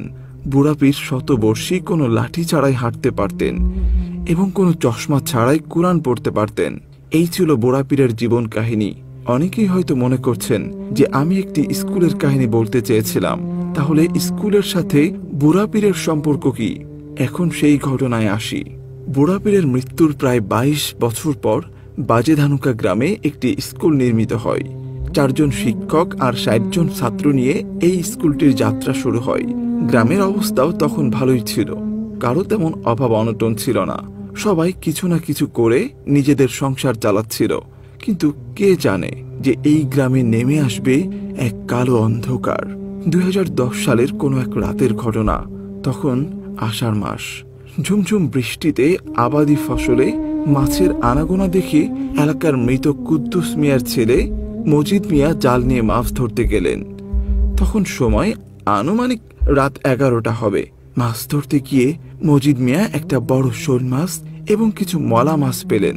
তারপর সেই মাছ সাথে নিয়ে বাড়ি ফেরার সময় লম্বা দাড়িওয়ালা এক লোককে দেখতে পেলেন। তিনি পরিষ্কার দেখলেন যে মাত্র 30 গজ সামনেই বুড়া পীর দাঁড়িয়ে আছেন। কিন্তু সে এখানে কেন? মজিদ মিয়া দেখলেন বুড়া পীর হেঁটে হেঁটে পূর্ব দিক থেকে পশ্চিম দিকে যাচ্ছে। আগে যেভাবে কুজো হয়ে হাঁটতেন ঠিক সেভাবেই হাঁটছেন তিনি। এই দৃশ্য দেখে গগন বিদারী চিৎকার দিয়ে জ্ঞান হারান তিনি। পরদিন তাকে সেই ফসলি ক্ষেত থেকে উদ্ধার করা হয়। মজিদ মিয়া সবাইকে এই ঘটনার জানালে কেউ তার কথা বিশ্বাস করে নাই। তার ঠিক 3 দিন পর তীব্র জ্বরে ভুগে তিনি মারা যান। এর ঠিক 2 বছর পরের ঘটনা। স্কুলের ঘড়ির কাঁটায় তখন সময় 2টা বাজে। পুরোদমে ক্লাস চলছে, কিন্তু হঠাৎ করেই তখন গ্রামের আকাশে মেঘ জমতে থাকে। শুরু হয় কাল বৈশাখী ঝড়। চারদিক তখন রাতের মতো অন্ধকার। ক্লাসের সবাই তখন ক্লাসরুম থেকে বেরিয়ে স্কুলের বারান্দায় এসে দাঁড়িয়েছে। আর ঠিক এমন সময় সবার নজর চলে যায় মাঠের দিকে। উপস্থিত শিক্ষক আর ছাত্ররা দেখে যে স্কুলের মাঠে এই রকম ঝড় বৃষ্টির মাঝে এক বৃদ্ধ লোক নামাজ পড়ছে। কেউ এই লোকটাকে না চিনলেও স্কুলের পিয়ন গফুর মিয়া ঠিকই তাকে চিনতে পারে। লোকটা আর কেউ নয়, সেই বুড়া পীর। তার কথায় চমকে যায় সবাই। কিছুক্ষণ পরে নামাজ পড়তে থাকা সেই লোকটাকে আর মাঠের কোথাও দেখা যায় না। পরদিন গ্রামের সবাই মিটিং করে গফুর মিয়ার জবানবন্দি নেয় এবং বুড়া পীর কি আসলে ফিরে এসেছে কিনা তা যাচাই করার জন্য দায়িত্ব দেওয়া হয় তৎকালীন তরুণ সমাজকে। কিন্তু দীর্ঘ 6 মাস পেরিয়ে গেলেও বুড়া পীরের আর কোনো হদিস মেলেনি গ্রামে। 2014 সালের ডিসেম্বর মাস থেকে গ্রামে শুরু হয় বুড়া পীরের তাণ্ডব লীলা। গ্রামের প্রায় 14-15 জন বুড়া পীরকে সাদা পাঞ্জাবি গায়ে কুজো হয়ে হাঁটতে দেখেছেন বলে দাবি করেন। কেউ কেউ আবার দাবি করেন যে তারা বুড়া পীরকে পুকুরের উপর হাঁটতে দেখেছেন। আবার অনেকে দাবি করেন যে বুড়া পীরকে তারা আম গাছে বসে থাকতে দেখেছেন। ঘটনা যখন তীব্র আকার ধারণ করে তখন এলাকার শিক্ষিত ব্যক্তিরাও এটা বিশ্বাস করতে বাধ্য হয়। তারপর একজন তান্ত্রিক এসে গ্রামবাসীকে জানায় যে বুড়া পীর এবং তার স্ত্রীর কবরের উপর স্কুল নির্মাণ করা হয়েছে। আর এতেই রাগান্বিত হয়ে বুড়া পীর এলাকায় তাণ্ডব শুরু করেছে। এখন স্কুলটাকে যেভাবেই হোক সরাতে হবে। পরে স্কুলবাসী বিভিন্ন কারণ দেখিয়ে সরকারের কাছে স্কুল সরিয়ে নেওয়ার আবেদন জানায়। পরবর্তীতে উচ্চ পর্যায়ের আলোচনা শেষে 2015 সালের মে মাসে স্কুলটিকে 15 গজ দূরে সরিয়ে আবার নির্মাণ করা হয়। তারপর থেকে বুড়া পীরকে আর কখনো গ্রামে দেখা যায়নি। তবে এলাকার কিছু যুবক দাবি করে যে রাতের অন্ধকারে কেউ যদি সাহস করে বুড়া পীরের কবরের দিকে যায় তাহলে ঠিক তার সামনেই নাকি কুজো হয়ে হাঁটতে দেখা যায় বুড়া পীরকে। এই তো কিছুদিন আগের কথা।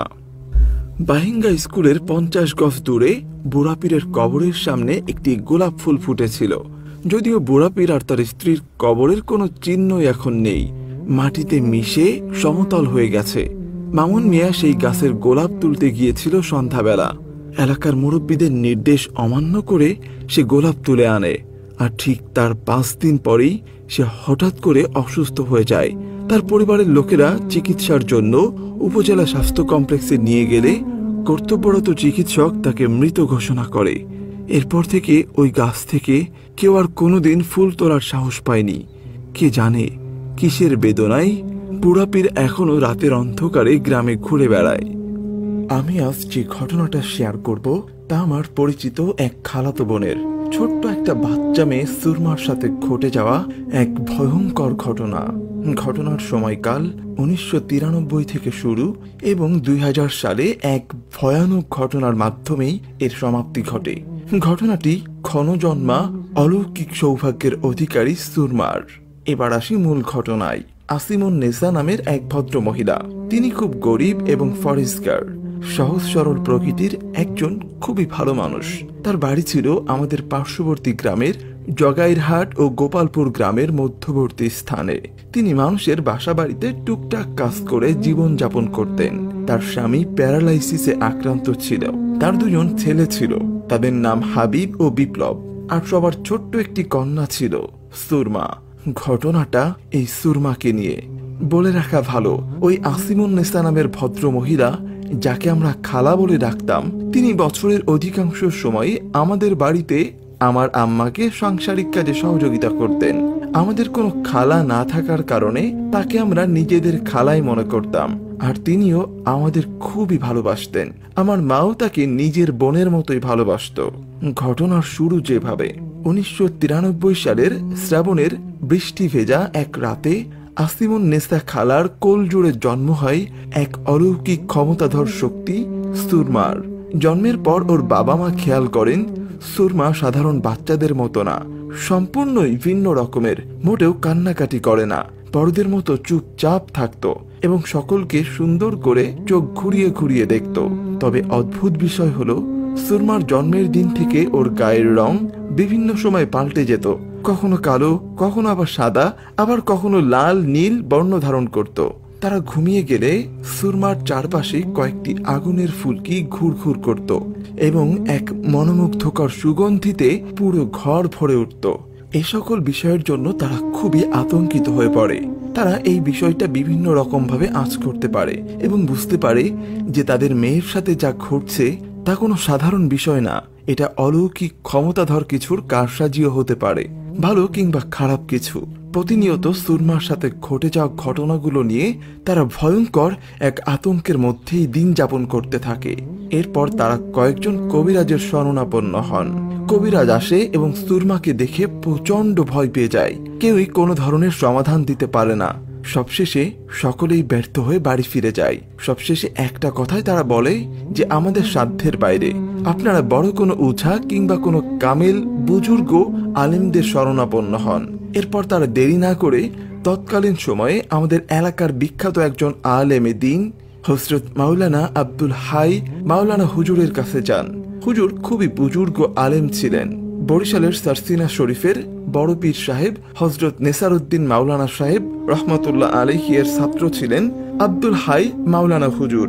সুরমাকে নিয়ে হুজুরের কাছে গেলে হুজুর শুধুমাত্র সুরমাকে রেখে সকলকে বাসার বাইরে যেতে বলেন।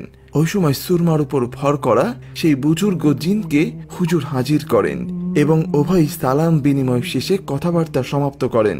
হুজুর হাসি মুখে সুরমার বাবা মাকে বলেন, আপনারা এই বাচ্চাকে কোনো কবিরাজ কিংবা উঝার কাছে ভুলেও নেবেন না এবং সর্বদা একে পবিত্র অবস্থায় রাখবেন। ভয়ের কোনো কারণ নেই, আল্লাহই একমাত্র হেফাজতের মালিক। এভাবেই চলতে থাকে এবং সুরমার উপর এক প্রবল শক্তিধর অদৃশ্য শক্তি ভর করে থাকে সর্বদা, যেটা সুরমার ফরেস্টগার মা আসিমুন নেসা খালা খুব ভালো করেই বুঝতে পারেন। তবে সবচেয়ে আশ্চর্যের বিষয় হলো, অন্য বাচ্চাদের মতো সুরমা কখনো উলঙ্গ কিংবা প্রস্রাব পায়খানা করে অপবিত্র অবস্থায় থাকতে পারত না। কখনো এমন হলে সে প্রচুর কান্নাকাটি করত। এভাবেই সুরমা বড় হতে থাকে। তবে সবচেয়ে আশ্চর্যের বিষয় হলো, সুরমা যদি কখনো কোনো ধরনের খাবার খেতে চাইতো, তখন ওর মা ইচ্ছা করলেও খাওয়াতে পারতো না, কারণ সুরমারা গরিব ছিল, তাদের টাকা পয়সার খুবই অভাব ছিল। তবে তিনি লক্ষ্য করতেন অলৌকিকভাবে সে খাবারগুলো কারো না কারো মাধ্যমে সুরমার সামনে হাজির হয়ে যেত। ওর মা খুবই ফরজগার ছিলেন। তিনি তার মেয়ের সাথে ঘটে যাওয়া বিষয়গুলোকে আব্দুল হাই মাওলানা হুজুরের পরামর্শক্রমে সর্বদাই সবার থেকে গোপন করে রাখতেন এবং সবসময়ের জন্য ওকে তার কাছে রাখতেন। অন্য কোনো বাচ্চাদের সাথেও তেমন একটা মেলামেশা করতে দিতেন না। এভাবেই দিন যেতে থাকে। তখন 1999 সাল। সুরমা সবেমাত্র 6 বছর শেষ করে 7 বছরে পা দিয়েছে। একদিন চৈত্র মাসের কাঠফাটা রোদের মধ্যে সুরমাকে নিয়ে ওর মা ওদের গোলাপপুর গ্রাম থেকে পাশের কেউতা গ্রামে যাওয়ার জন্য রওনা হয়। ওরা শুকনো ধানের জমি থেকে নেমে হাঁটা শুরু করে। আমাদের অঞ্চলে ধানের জমিকে আঞ্চলিক ভাষায় কোলা বলে, কোথাও কোথাও বিলও বলে থাকে। এক একটা কোলা কয়েক হাজার বিঘা জমি নিয়ে বিস্তীর্ণ, এক গ্রাম থেকে আরেক গ্রামে গিয়ে মিশেছে, আর এর মধ্যেই মানুষের যার যার জমির সীমানা চিহ্নিত করা থাকে। ওরা হাঁটতে হাঁটতে গোপালপুর গ্রামের শেষ প্রান্তে এসে কেউতা গ্রামের কোলায় যখন পড়ে, ঠিক তখনই কোলার মাঝে উঁচু কিছু জমির পাশেই রয়েছে অনেকগুলো কেওয়া ঝোপা। কেওয়া ঝোপা এক ধরনের কাঁটাযুক্ত আনারস গাছের মতো, যা লম্বায় সর্বোচ্চ 4-5 ফিট পর্যন্ত হয়ে থাকে। ওই কেওয়া ঝোপের ভেতর থেকে অনেকগুলো সাদা রাজহাঁস বেরিয়ে আসে, যেটা শুধুমাত্র সুরমা দেখতে পায়। ওর মা হাঁটতে হাঁটতে অনেক দূর সামনে চলে যায়, আর ওই রাজহাঁসগুলো মানুষের মতো সুরমার সাথে এসে কথা বলে এবং সুরমাকে সাদা একটা মুক্তার মতো পাথর উপহার দেয়, যা ছিল নাকি অমূল্য রত্ন সুলেমানি পাথর, যা ওরা বুঝতে পারেনি এবং পরবর্তী সময়ে তা প্রকাশ পায়। সেই সময় সুরমার মা কিংবা ওর পরিবারের কেউ বুঝতে পারেনি যে আসলে সেটা কতটা মহামূল্যবান। ওর মা হাঁটার এক পর্যায়ে কিছুটা সামনে গিয়ে দেখে তার সাথে সুরমা নেই। তখন তিনি পেছনে তাকিয়ে দেখতে পান সুরমা কেওয়া ঝোপার ওখানে দাঁড়িয়ে আছে। ওকে দাঁড়িয়ে থাকতে দেখে তিনি হাঁটতে হাঁটতে ওর কাছে আসেন এবং দেখেন সুরমার শরীর রক্তবর্ণ হয়ে গেছে। তখন ওর মা জিজ্ঞেস করে, তুই এখানে দাঁড়িয়ে আছিস কেন? তখন সুরমা বলে, মা, ওই যে রাজহাঁস দেখো, ওরা আমার সাথে কথা বলছিল, আর দেখো আমাকে এটা রাজহাঁসটা দিয়েছে। তখন ওর মা আশেপাশে তাকিয়ে দেখে কোথাও কোনো রাজহাঁস নেই। তখন তিনি বুঝতে পারেন তার মেয়ের সাথে অলৌকিক কিছু ঘটছে। তিনি সুরমার কাছ থেকে ওই পাথরটা নিয়ে নিজের কাপড়ের আঁচলে বেঁধে রাখেন এবং কেওতা গ্রামের পথ ধরে আবারও হাঁটতে থাকেন। সুরমার মা তাদের কাজ শেষ করে বিকেলে ফিরে আসার সময় হঠাৎ আবারও ওই কেওয়া ঝোপের কাছে আসলে ওর মা অদৃশ্য কারণে সামনের দিকে হেঁটে যায়, আর সুরমা আবারও পেছনে পড়ে যায়। সুরমা তখন দেখে আবারও সেই কেওয়া ঝোপের ভেতর থেকে শত শত রাজহাঁস বেরিয়ে আসছে এবং ওকে বলে, তুই এই পাথর দুধের ভিতর ভিজিয়ে রাখবি, আর তুই যে কোনো দুরারোগ্য অসুস্থ রোগীর শরীরে আইডালি গাছের ডাল দিয়ে 3 বার বিসমিল্লা বলে ওই রোগীর শরীরে লাগালে রোগী পরিপূর্ণভাবে সুস্থ হয়ে যাবে। মনে রাখবি, কেউ খুশি হয়ে যদি তোদের কিছু দেয় তাহলে ওটা নিবি, তবে কারো কাছে কিচ্ছু চেয়ে নিবি না এবং লোভও করবি না। তবে সবচেয়ে আশ্চর্যজনক বিষয় হলো, সুরমা মানুষ ছোট হলেও যদি একবার একটা কথা শুনতে পেত, সেটা সে কম্পিউটারের মতো টপ টপ করে বলে দিতে পারত। এভাবেই বেড়ে ওঠে গরিব অসহায় বাবা মায়ের ঘরে অলৌকিক গুণাবলীর শিশু সুরমা।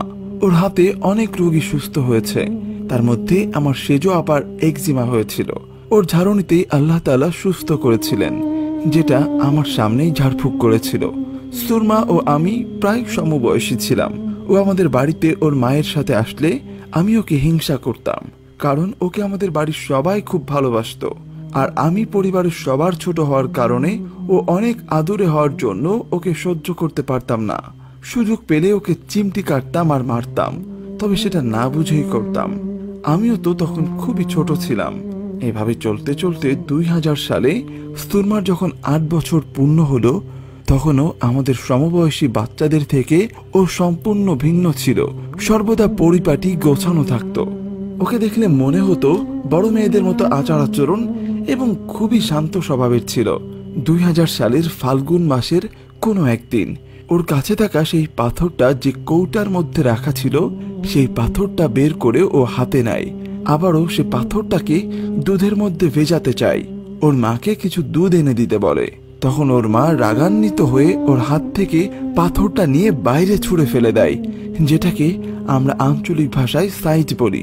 ঘরের আঙিনায় যেখানে পাথরটা পড়ে, সেখানে রাতে ওদের বাড়ির অনেকেই প্রস্রাব করত। যখনই ওই নাপাক জায়গায় ওই পাথরটা ছিটকে পড়ে, তখনই সুরমা দৌড়ে গিয়ে ওই পাথরটা আবারও নিয়ে আসে।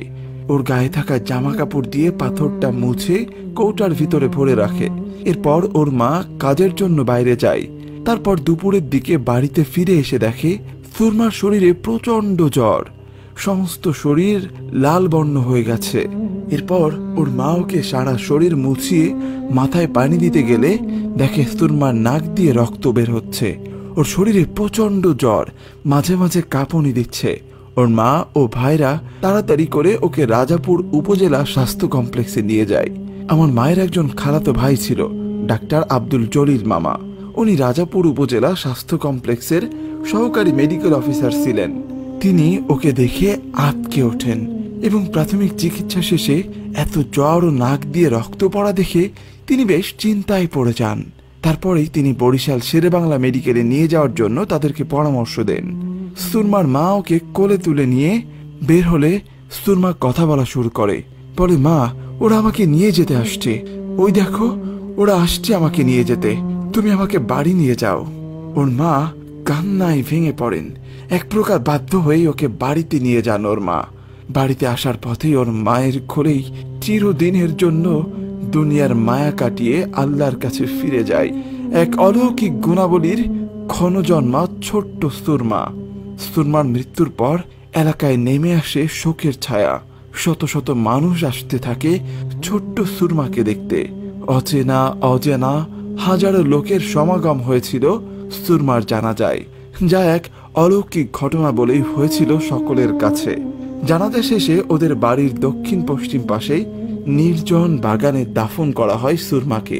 সুরমার মৃত্যুর পর ওদের পরিবারের সবাই খেয়াল করে গভীর রাতে সুরমার কবরের চারপাশে শত শত আলোর ফুলকি দেখা যেত। এরপরে আসিমুন্নেসা খালা বেশ কিছু ভয়ঙ্কর স্বপ্ন দেখা শুরু করেন, যেন শত শত রাজহাঁস তার দিকে তেড়ে আসছে, তাকে আক্রমণ করার জন্য এবং তার উপর খুব ক্ষিপ্রতার সাথে আক্রমণ করতে চায়। এর মাসখানিক পর আসিমুন্নেসা খালা প্রতিনিয়ত স্বপ্নে ভয় পেয়ে আমাদের রাজাপুর থানার শেষ প্রান্তে সত্তরকান্দা ইউনিয়নের দেওলকাঠি গ্রামে ও বাজারের হযরত মাওলানা আব্দুল জয়নাল আবেদিন হুজুর রহমাতুল্লাহ আলাইহির সন্ধান পান। তিনি ও তার দুই পুত্র বিপ্লব ও হাবিব ভাই সহ সেই হুজুরের কাছে যান। এমন সমস্যা থেকে বাঁচতে হুজুরের সহযোগিতা কামনা করেন। হুজুর যদিও কারো সাথে খুব একটা দেখা করেন না, তবুও তিনি নাম ঠিকানা সহ কাগজে লিখে রেখে তাদেরকে চলে যেতে বললেন এবং 3 দিন পরে আসার জন্য বললেন। এরপর তারাও বাড়িতে চলে আসলেন। 3 দিন পরে হুজুরের বাড়ি গেলে হুজুর পর্দার আড়াল থেকে ধমক দিয়ে আসিমুন্নেসা খালাকে বিস্তারিত বললেন, তোমার মেয়ে গর্ভে থাকাকালীন একজন মর্যাদা সম্পন্ন আলেমে জিন তোমার কন্যাকে বরদান করেছিলেন। তুমি নিয়মিত গভীর রাতে তাহাজ্জুদ পড়ার কারণে তোমার উপর সন্তুষ্ট হয়ে জিনদের সর্বমহলে প্রবল শক্তিধর মর্যাদা সম্পন্ন একজন আলেমে জিন তিনি তোমার কন্যাকে উপহার স্বরূপ অমূল্য রতন সুলেমানি পাথর দান করেছিলেন। এমন অমূল্য উপহার 1000 বছরে 2-1 জনের কপালে জোটে, আর সেটা যখন তুমি নাপাক জায়গায় ছুঁড়ে ফেলে দিলে তখন সব উলট পালট হয়ে যায় এবং তখনই ওই পাথরের সকল গুণাবলী নষ্ট হয়ে যায়। ওই জিনের অনুসারীরা জিনেরা অপমানিত হয়ে তোমার বুক থেকে তোমার কন্যাকে কেড়ে নিয়ে যায়। তিনি আরো বলেন, তোমার মেয়ের যখন 12 বছর পূর্ণ হতো তখন ওকে পরিপূর্ণভাবে সকল কিছু দেওয়া হতো। তোমার মেয়ে যখন যে কোনো রোগীর উপর শুধুমাত্র বিসমিল্লাহ বলে হাত রাখতো তখন সেই রোগী সুস্থ হয়ে যেত। মহান সৃষ্টিকর্তার অপার করুণায় তোমার কন্যা প্রবল সৌভাগ্য নিয়ে দুনিয়ায় এসেছিল। এমন শিশু 100 বছরেও 2-1 জন জন্ম নেয় না। আর তোমার মেয়ের কবরের পাশে যে শত শত আলো দেখো, এটা ওই জিনের অনুসারীরা তার নির্দেশ ক্রমেই তোমার কন্যার কবর জিয়ারত করতে আসে। এই বলে হুজুর আফসোস করতে লাগলো এবং কিছু তদবির দিয়ে আসিমুন্নেসা খালাকে তার বাড়িতে পাঠিয়ে দেয়। এরপর আর কোনো সমস্যা হয়নি তাদের। উপরে ভালো থাকুক আমার শৈশবের খেলার সাথী, আমার সমবয়সী বোন সুরমা। আল্লাহকে জান্নাতুল ফেরদৌস দান করুন।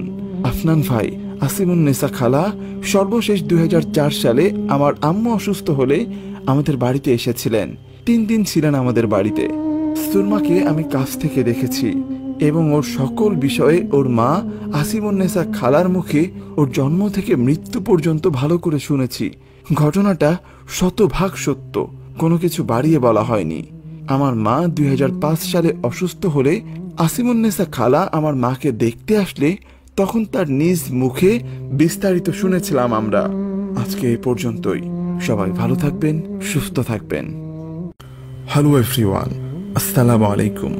আশা করি সবাই ভালো আছেন। অদৃশ্য গল্প চ্যানেলের পক্ষ থেকে আপনাদের সকল শ্রোতাদের জানাই আন্তরিক শুভেচ্ছা ও অভিনন্দন। অদৃশ্য গল্প চ্যানেলে আমরা সাধারণত আমাদের আশেপাশের লোকজনের সাথে ঘটে যাওয়া বাস্তব, ভৌতিক ও অতিপ্রাকৃতিক ঘটনাগুলো আপনাদের কাছে সহজ ও সাবলীলভাবে তুলে ধরার চেষ্টা করে যাব।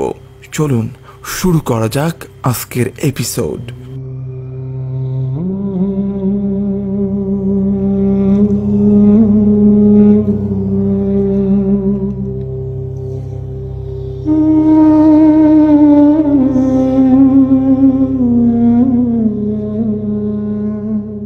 আমি আজ যে ঘটনাটা শেয়ার করব তা আমার পরিচিত এক খালাতো বোনের ছোট্ট একটা বাচ্চা মেয়ে সুরমার সাথে ঘটে যাওয়া এক ভয়ঙ্কর ঘটনা।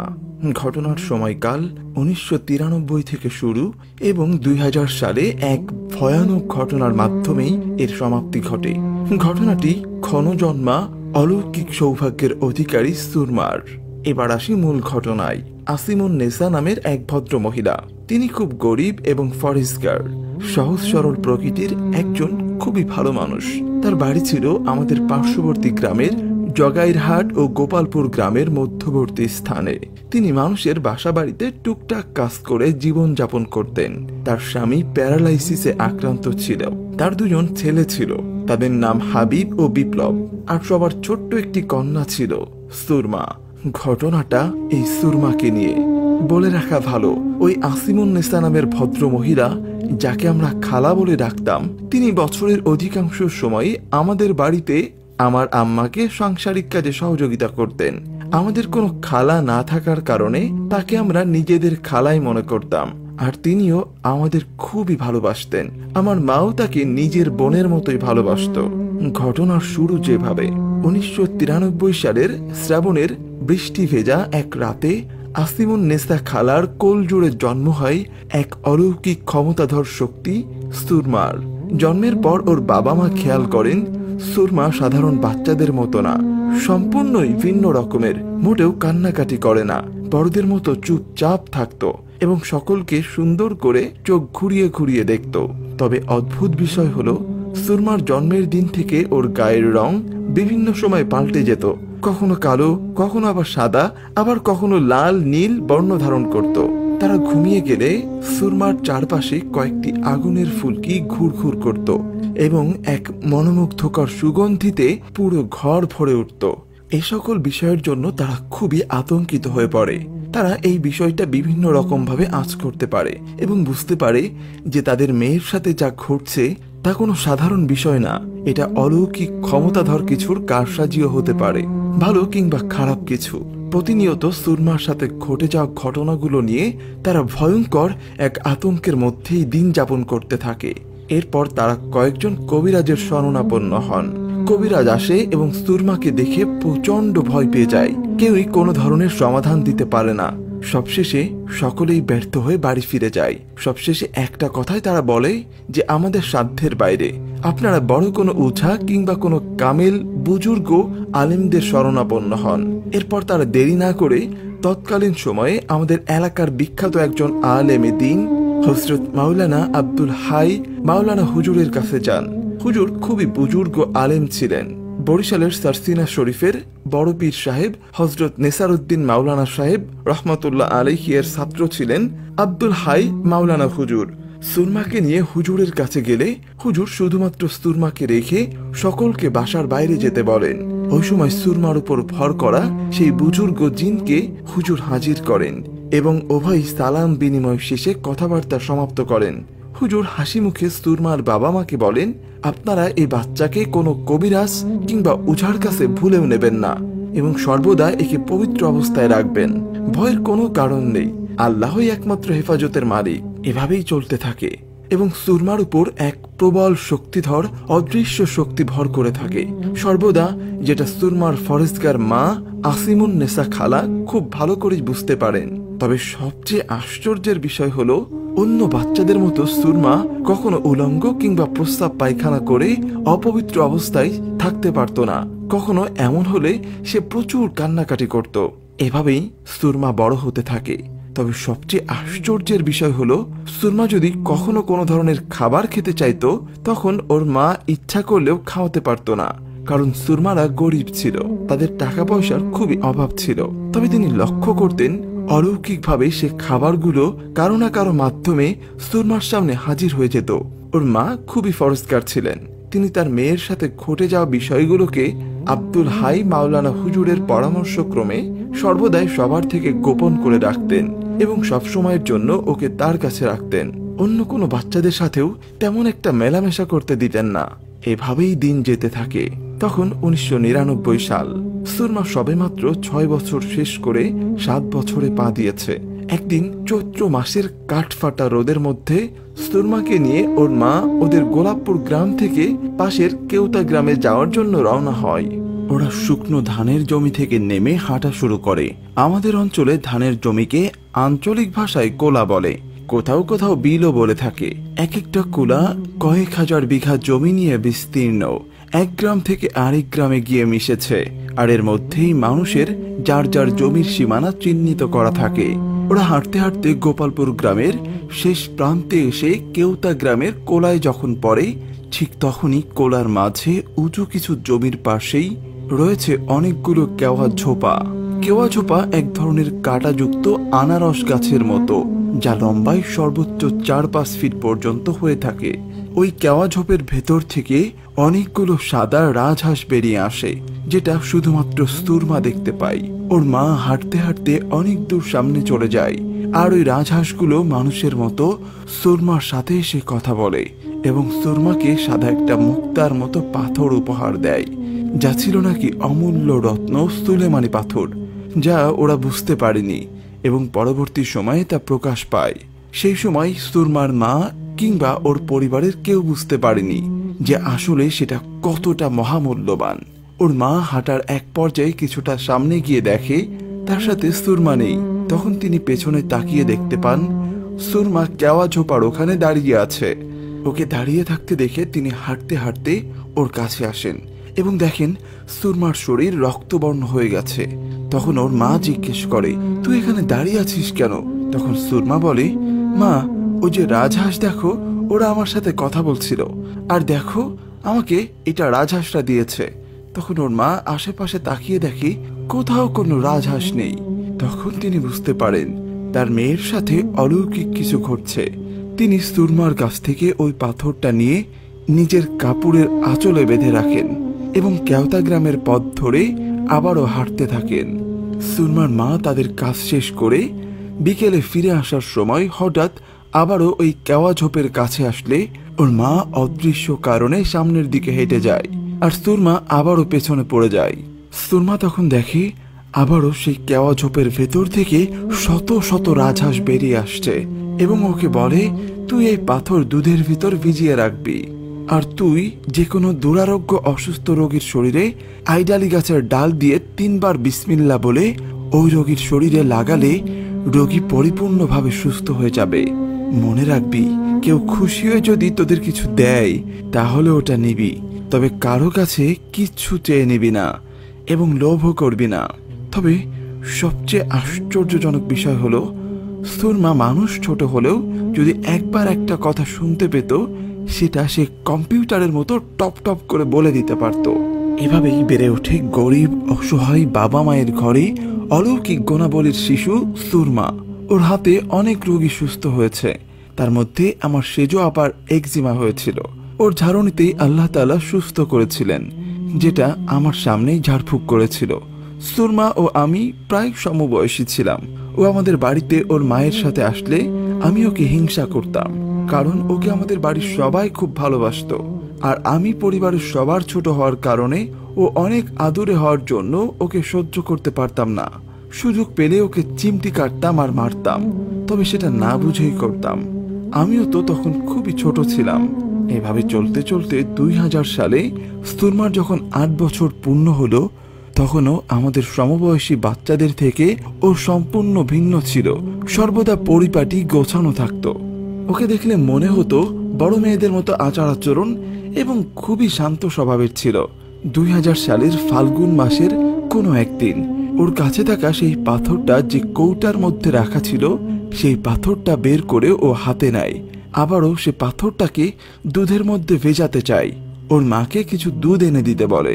তখন ওর মা রাগান্বিত হয়ে ওর হাত থেকে পাথরটা নিয়ে বাইরে ছুঁড়ে ফেলে দেয়, যেটাকে আমরা আঞ্চলিক ভাষায় সাইজ বলি। ঘরের আঙিনায় যেখানে পাথরটা পড়ে সেখানে রাতে ওদের বাড়ির অনেকেই প্রস্রাব করত। যখনই ওই নাপাক জায়গায় ওই পাথরটা ছিটকে পড়ে তখনই সুরমা দৌড়ে গিয়ে ওই পাথরটা আবারও নিয়ে আসে। ওর গায়ে থাকা জামা কাপড় দিয়ে পাথরটা মুছে কৌটার ভিতরে ভরে রাখে। এরপর ওর মা কাজের জন্য বাইরে যায়। তারপর দুপুরের দিকে বাড়িতে ফিরে এসে দেখে সুরমার শরীরে প্রচন্ড জ্বর, সমস্ত শরীর লাল বর্ণ হয়ে গেছে। এরপর ওর মা ওকে সারা শরীর মুছিয়ে মাথায় পানি দিতে গেলে দেখে সুরমার নাক দিয়ে রক্ত বের হচ্ছে। ওর শরীরে প্রচন্ড জ্বর, মাঝে মাঝে কাঁপুনি দিচ্ছে। ওর মা ও ভাইরা তাড়াতাড়ি করে ওকে রাজাপুর উপজেলা স্বাস্থ্য কমপ্লেক্সে নিয়ে যায়। আমার মায়ের একজন খালাতো ভাই ছিল, ডাক্তার আব্দুল জলিল মামা। উনি রাজাপুর উপজেলা স্বাস্থ্য কমপ্লেক্সের সহকারী মেডিকেল অফিসার ছিলেন। তিনি ওকে দেখে আঁতকে ওঠেন এবং প্রাথমিক চিকিৎসা শেষে এত জ্বর ও নাক দিয়ে রক্ত পড়া দেখে তিনি বেশ চিন্তায় পড়ে যান। তারপরেই তিনি বরিশাল শেরেবাংলা মেডিকেলে নিয়ে যাওয়ার জন্য তাদেরকে পরামর্শ দেন। সুরমার মা ওকে কোলে তুলে নিয়ে বের হলে সুরমা কথা বলা শুরু করে। বলে, মা, ওরা আমাকে নিয়ে যেতে আসছে, ওই দেখো ওরা আসছে আমাকে নিয়ে যেতে, তুমি আমাকে বাড়ি নিয়ে যাও। ওর মা কান্নায় ভেঙে পড়েন। এক প্রকার বাধ্য হয়ে ওকে বাড়িতে নিয়ে যান ওর মা। বাড়িতে আসার পথেই ওর মায়ের কোলেই চিরদিনের জন্য দুনিয়ার মায়া কাটিয়ে আল্লাহর কাছে ফিরে যায় এক অলৌকিক গুণাবলীর ক্ষণজন্মা ছোট্ট সুরমা। সুরমার মৃত্যুর পর এলাকায় নেমে আসে শোকের ছায়া। শত শত মানুষ আসতে থাকে ছোট্ট সুরমাকে দেখতে। অচেনা অজানা হাজারো লোকের সমাগম হয়েছিল সুরমার জানাজায়, যা এক অলৌকিক ঘটনা বলেই হয়েছিল সকলের কাছে। জানাজা শেষে ওদের বাড়ির দক্ষিণ পশ্চিম পাশে নির্জন বাগানে দাফন করা হয় সুরমাকে। সুরমার মৃত্যুর পর ওদের পরিবারের সবাই খেয়াল করে গভীর রাতে সুরমার কবরের চারপাশে শত শত আলোর ফুলকি দেখা যেত। এরপরে আসিমুন্নেসা খালা বেশ কিছু ভয়ঙ্কর স্বপ্ন দেখা শুরু করেন, যেন শত শত রাজহাঁস তার দিকে তেড়ে আসছে, তাকে আক্রমণ করার জন্য এবং তার উপর খুব ক্ষিপ্রতার সাথে আক্রমণ করতে চায়। এর মাসখানিক পর আসিমুন্নেসা খালা প্রতিনিয়ত স্বপ্নে ভয় পেয়ে আমাদের রাজাপুর থানার শেষ প্রান্তে সত্তরকান্দা ইউনিয়নের দেওলকাঠি গ্রামে ও বাজারের হযরত মাওলানা আব্দুল জয়নাল আবেদিন হুজুর রহমাতুল্লাহ আলাইহির সন্ধান পান। তিনি ও তার দুই পুত্র বিপ্লব ও হাবিব ভাই সহ সেই হুজুরের কাছে যান। এমন সমস্যা থেকে বাঁচতে হুজুরের সহযোগিতা কামনা করেন। হুজুর যদিও কারো সাথে খুব একটা দেখা করেন না, তবুও তিনি নাম ঠিকানা সহ কাগজে লিখে রেখে তাদেরকে চলে যেতে বললেন এবং 3 দিন পরে আসার জন্য বললেন। এরপর তারাও বাড়িতে চলে আসলেন। 3 দিন পরে হুজুরের বাড়ি গেলে হুজুর পর্দার আড়াল থেকে ধমক দিয়ে আসিমুন্নেসা খালাকে বিস্তারিত বললেন, তোমার মেয়ে গর্ভে থাকাকালীন একজন মর্যাদা সম্পন্ন আলেমে জিন তোমার কন্যাকে বরদান করেছিলেন। তুমি নিয়মিত গভীর রাতে তাহাজ্জুদ পড়ার কারণে তোমার উপর সন্তুষ্ট হয়ে জিনদের সর্বমহলে প্রবল শক্তিধর মর্যাদা সম্পন্ন একজন আলেমে জিন তিনি তোমার কন্যাকে উপহার স্বরূপ অমূল্য রতন সুলেমানি পাথর দান করেছিলেন। এমন অমূল্য উপহার 1000 বছরে 2-1 জনের কপালে জোটে, আর সেটা যখন তুমি নাপাক জায়গায় ছুঁড়ে ফেলে দিলে তখন সব উলট পালট হয়ে যায় এবং তখনই ওই পাথরের সকল গুণাবলী নষ্ট হয়ে যায়। ওই জিনের অনুসারীরা জিনেরা অপমানিত হয়ে তোমার বুক থেকে তোমার কন্যাকে কেড়ে নিয়ে যায়। তিনি আরো বলেন, তোমার মেয়ের যখন 12 বছর পূর্ণ হতো তখন ওকে পরিপূর্ণভাবে সকল কিছু দেওয়া হতো। তোমার মেয়ে যখন যে কোনো রোগীর উপর শুধুমাত্র বিসমিল্লাহ বলে হাত রাখতো তখন সেই রোগী সুস্থ হয়ে যেত। মহান সৃষ্টিকর্তার অপার করুণায় তোমার কন্যা প্রবল সৌভাগ্য নিয়ে দুনিয়ায় এসেছিল। এমন শিশু 100 বছরেও 2-1 জন জন্ম নেয় না। আর তোমার মেয়ের কবরের পাশে যে শত শত আলো দেখো, এটা ওই জিনের অনুসারীরা তার নির্দেশ ক্রমেই তোমার কন্যার কবর জিয়ারত করতে আসে। এই বলে হুজুর আফসোস করতে লাগলো। এবং কিছু তদবির দিয়ে আসিমুন্নেসা খালাকে তার বাড়িতে পাঠিয়ে দেয়। এরপর আর কোনো সমস্যা হয়নি তাদের। উপরে ভালো থাকুক আমার শৈশবের খেলার সাথী, আমার সমবয়সী বোন সুরমা। আল্লাহকে জান্নাতুল ফেরদৌস দান করুন। আফনান ভাই, আসিমুন্নেসা খালা সর্বশেষ 2004 সালে আমার আম্মু অসুস্থ হলে আমাদের বাড়িতে এসেছিলেন। 3 দিন ছিলেন আমাদের বাড়িতে। সুরমাকে আমি কাছ থেকে দেখেছি এবং ওর সকল বিষয়ে ওর মা আসিমুন্নেসা খালার মুখে ওর জন্ম থেকে মৃত্যু পর্যন্ত ভালো করে শুনেছি। ঘটনাটা শতভাগ সত্য, কোনো কিছু বাড়িয়ে বলা হয়নি। আমার মা 2005 সালে অসুস্থ হলে আসিমুন্নেসা খালা আমার মাকে দেখতে আসলে তখন তার নিজ মুখে বিস্তারিত শুনেছিলাম আমরা। আজকে এই পর্যন্তই। সবাই ভালো থাকবেন, সুস্থ থাকবেন। শ্রোতা বন্ধুরা, কেমন লাগলো ঘটনাগুলো অবশ্যই কমেন্ট করে জানাবেন। আর আপনাদের কাছে এমন ঘটনা বা গল্প থাকলে তা আমাদেরকে লিখে অথবা ভয়েস রেকর্ড করে পাঠাতে পারেন odrishogolpo@gmail.com এই ঠিকানায়। ডেসক্রিপশন বক্সে আমাদের জিমেইল, হোয়াটসঅ্যাপ, ফেসবুক ও ইনস্টাগ্রাম আইডির লিঙ্ক দেওয়া রয়েছে। আপনারা চাইলে আপনাদের নিজেদের সাথে ঘটে যাওয়া অথবা আপনাদের সংগ্রহকৃত ঘটনা আমাদের সাথে শেয়ার করতে পারবেন। আজকের মতো এখানেই বিদায় নিচ্ছি। ভালো থাকুন। এই কিডা রে, কিডা ওইখানে? সাথে সাথে বাইক করে আমার দিকে ঘুরে গেল মহিলাটা। ওটার চেহারা দেখার সাথে সাথে মনে হলো কলিজাটা এক লাফে গলায় উঠে গেল।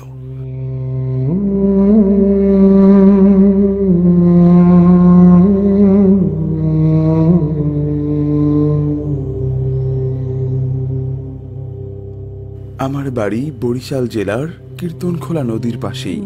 ছোটবেলা থেকেই গ্রামে গঞ্জে থেকে মানুষ। আমার ভূতের ভয় নেই বললেই চলে। অনেকের মুখে শুনেছি সন্ধ্যার পর কীর্তনখোলার পাশ দিয়ে হেঁটে গেলে নাকি অশরীরী কিছু দেখা যায়। আমি কখনোই সব বিশ্বাস করতাম না।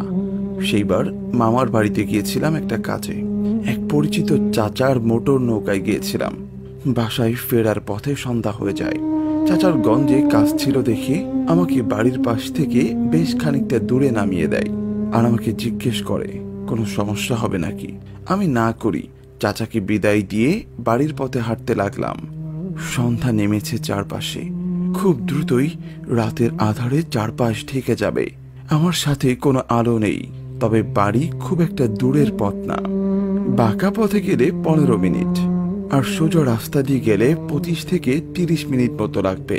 সেই দিন বাংলাদেশের সাথে ইংল্যান্ডের খেলা ছিল, তাই আমি সময় বাঁচানোর জন্য বাঁকা পথ, যাকে আমরা শর্টকাট বলি, সেই রাস্তা দিয়ে হাঁটা দিলাম।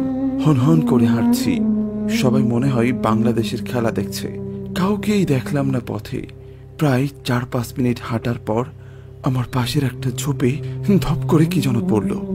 আচ্ছা, বলতে ভুলে গেছি, শর্ট যে রাস্তাটা, এটা একটু জংলা টাইপের এলাকার মধ্য দিয়ে। চারপাশে ঝিঝি পোকার ডাক শোনা যাচ্ছে। আওয়াজটা শুনেই আমি থমকে গেলাম। একদম চুপ হয়ে দাঁড়িয়ে রইলাম 20টা সেকেন্ড। কান খাড়া করে শোনার চেষ্টা করলাম কিসের আওয়াজ এটা, কিন্তু কোনো শব্দ হলো না। আর আমিও নাছোড় বান্দা আস্তে আস্তে পা টিপে এগোতে লাগলাম একদম ঝোপের দিকে। অনেকেই ভাববেন হয়তো আমি মিথ্যা বলছি, কিন্তু বিশ্বাস করেন আমি আসলেই অনেক সাহসী ছিলাম। একা হাতে গভীর রাতে 2টা চোর একসাথে পিটাইছি। ভয় জোর খুবই কম, তবে যাই হোক, ঝোপের পাশে দাঁড়িয়ে উকি মারলাম। উকি দিয়েই আমি একদম চমকে উঠলাম। ওই পাশে দেখলাম একটা সাদা কাপড় পরা মহিলা ঝুঁকে আছে কিছু একটার উপর।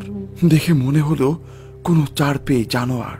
অন্ধকার হতে যাচ্ছে, দৃষ্টি পরিষ্কার না। মহিলার পাশ থেকে গজ গজ গজ গজ শব্দ হচ্ছিল। হাড় ভাঙার আওয়াজ কানে এলো। কর্মর করে কি যেন খাচ্ছে। আমি আর সহ্য করতে পারলাম না। জোরে চিৎকার দিয়ে বললাম, এই কিডা রে, কিডা ওইখানে? সাথে সাথে বাইক করে আমার দিকে ঘুরে গেল মহিলাটা। ওটার চেহারা দেখার সাথে সাথে মনে হলো কলিজাটা এক লাফে গলায় উঠে গেল। বহু কষ্টে নিজেকে দাঁড় করে রাখলাম।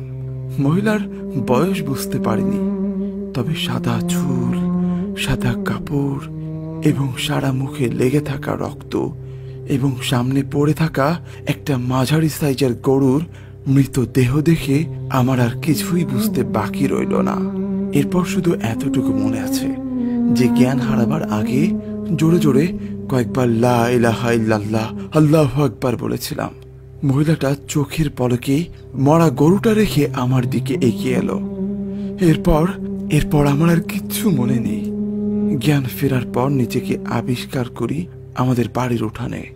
সামনে এলাকার সব মুরব্বীরা এবং গঞ্জের বড় হুজুর বসে আছে। ওনাদের কাছে শুনতে পাই রাতে রাস্তা দিয়ে ফেরার পথে আমাদের বাড়ির 3 বাড়ির পরের রহমত আলী চাচা আমাকে দেখতে পান। এরপর আরো মানুষের সাহায্যে আমাকে বাসায় নিয়ে আসেন। আশ্চর্যের ব্যাপার যে সেই দিন আমার থেকে একটু দূরে একটা আধ খাওয়া গরুর মৃতদেহ পাওয়া যায়। গরুটির শরীরের বাকি অংশ পাওয়া গেলেও মাথা থেকে পেট পর্যন্ত ছিল না।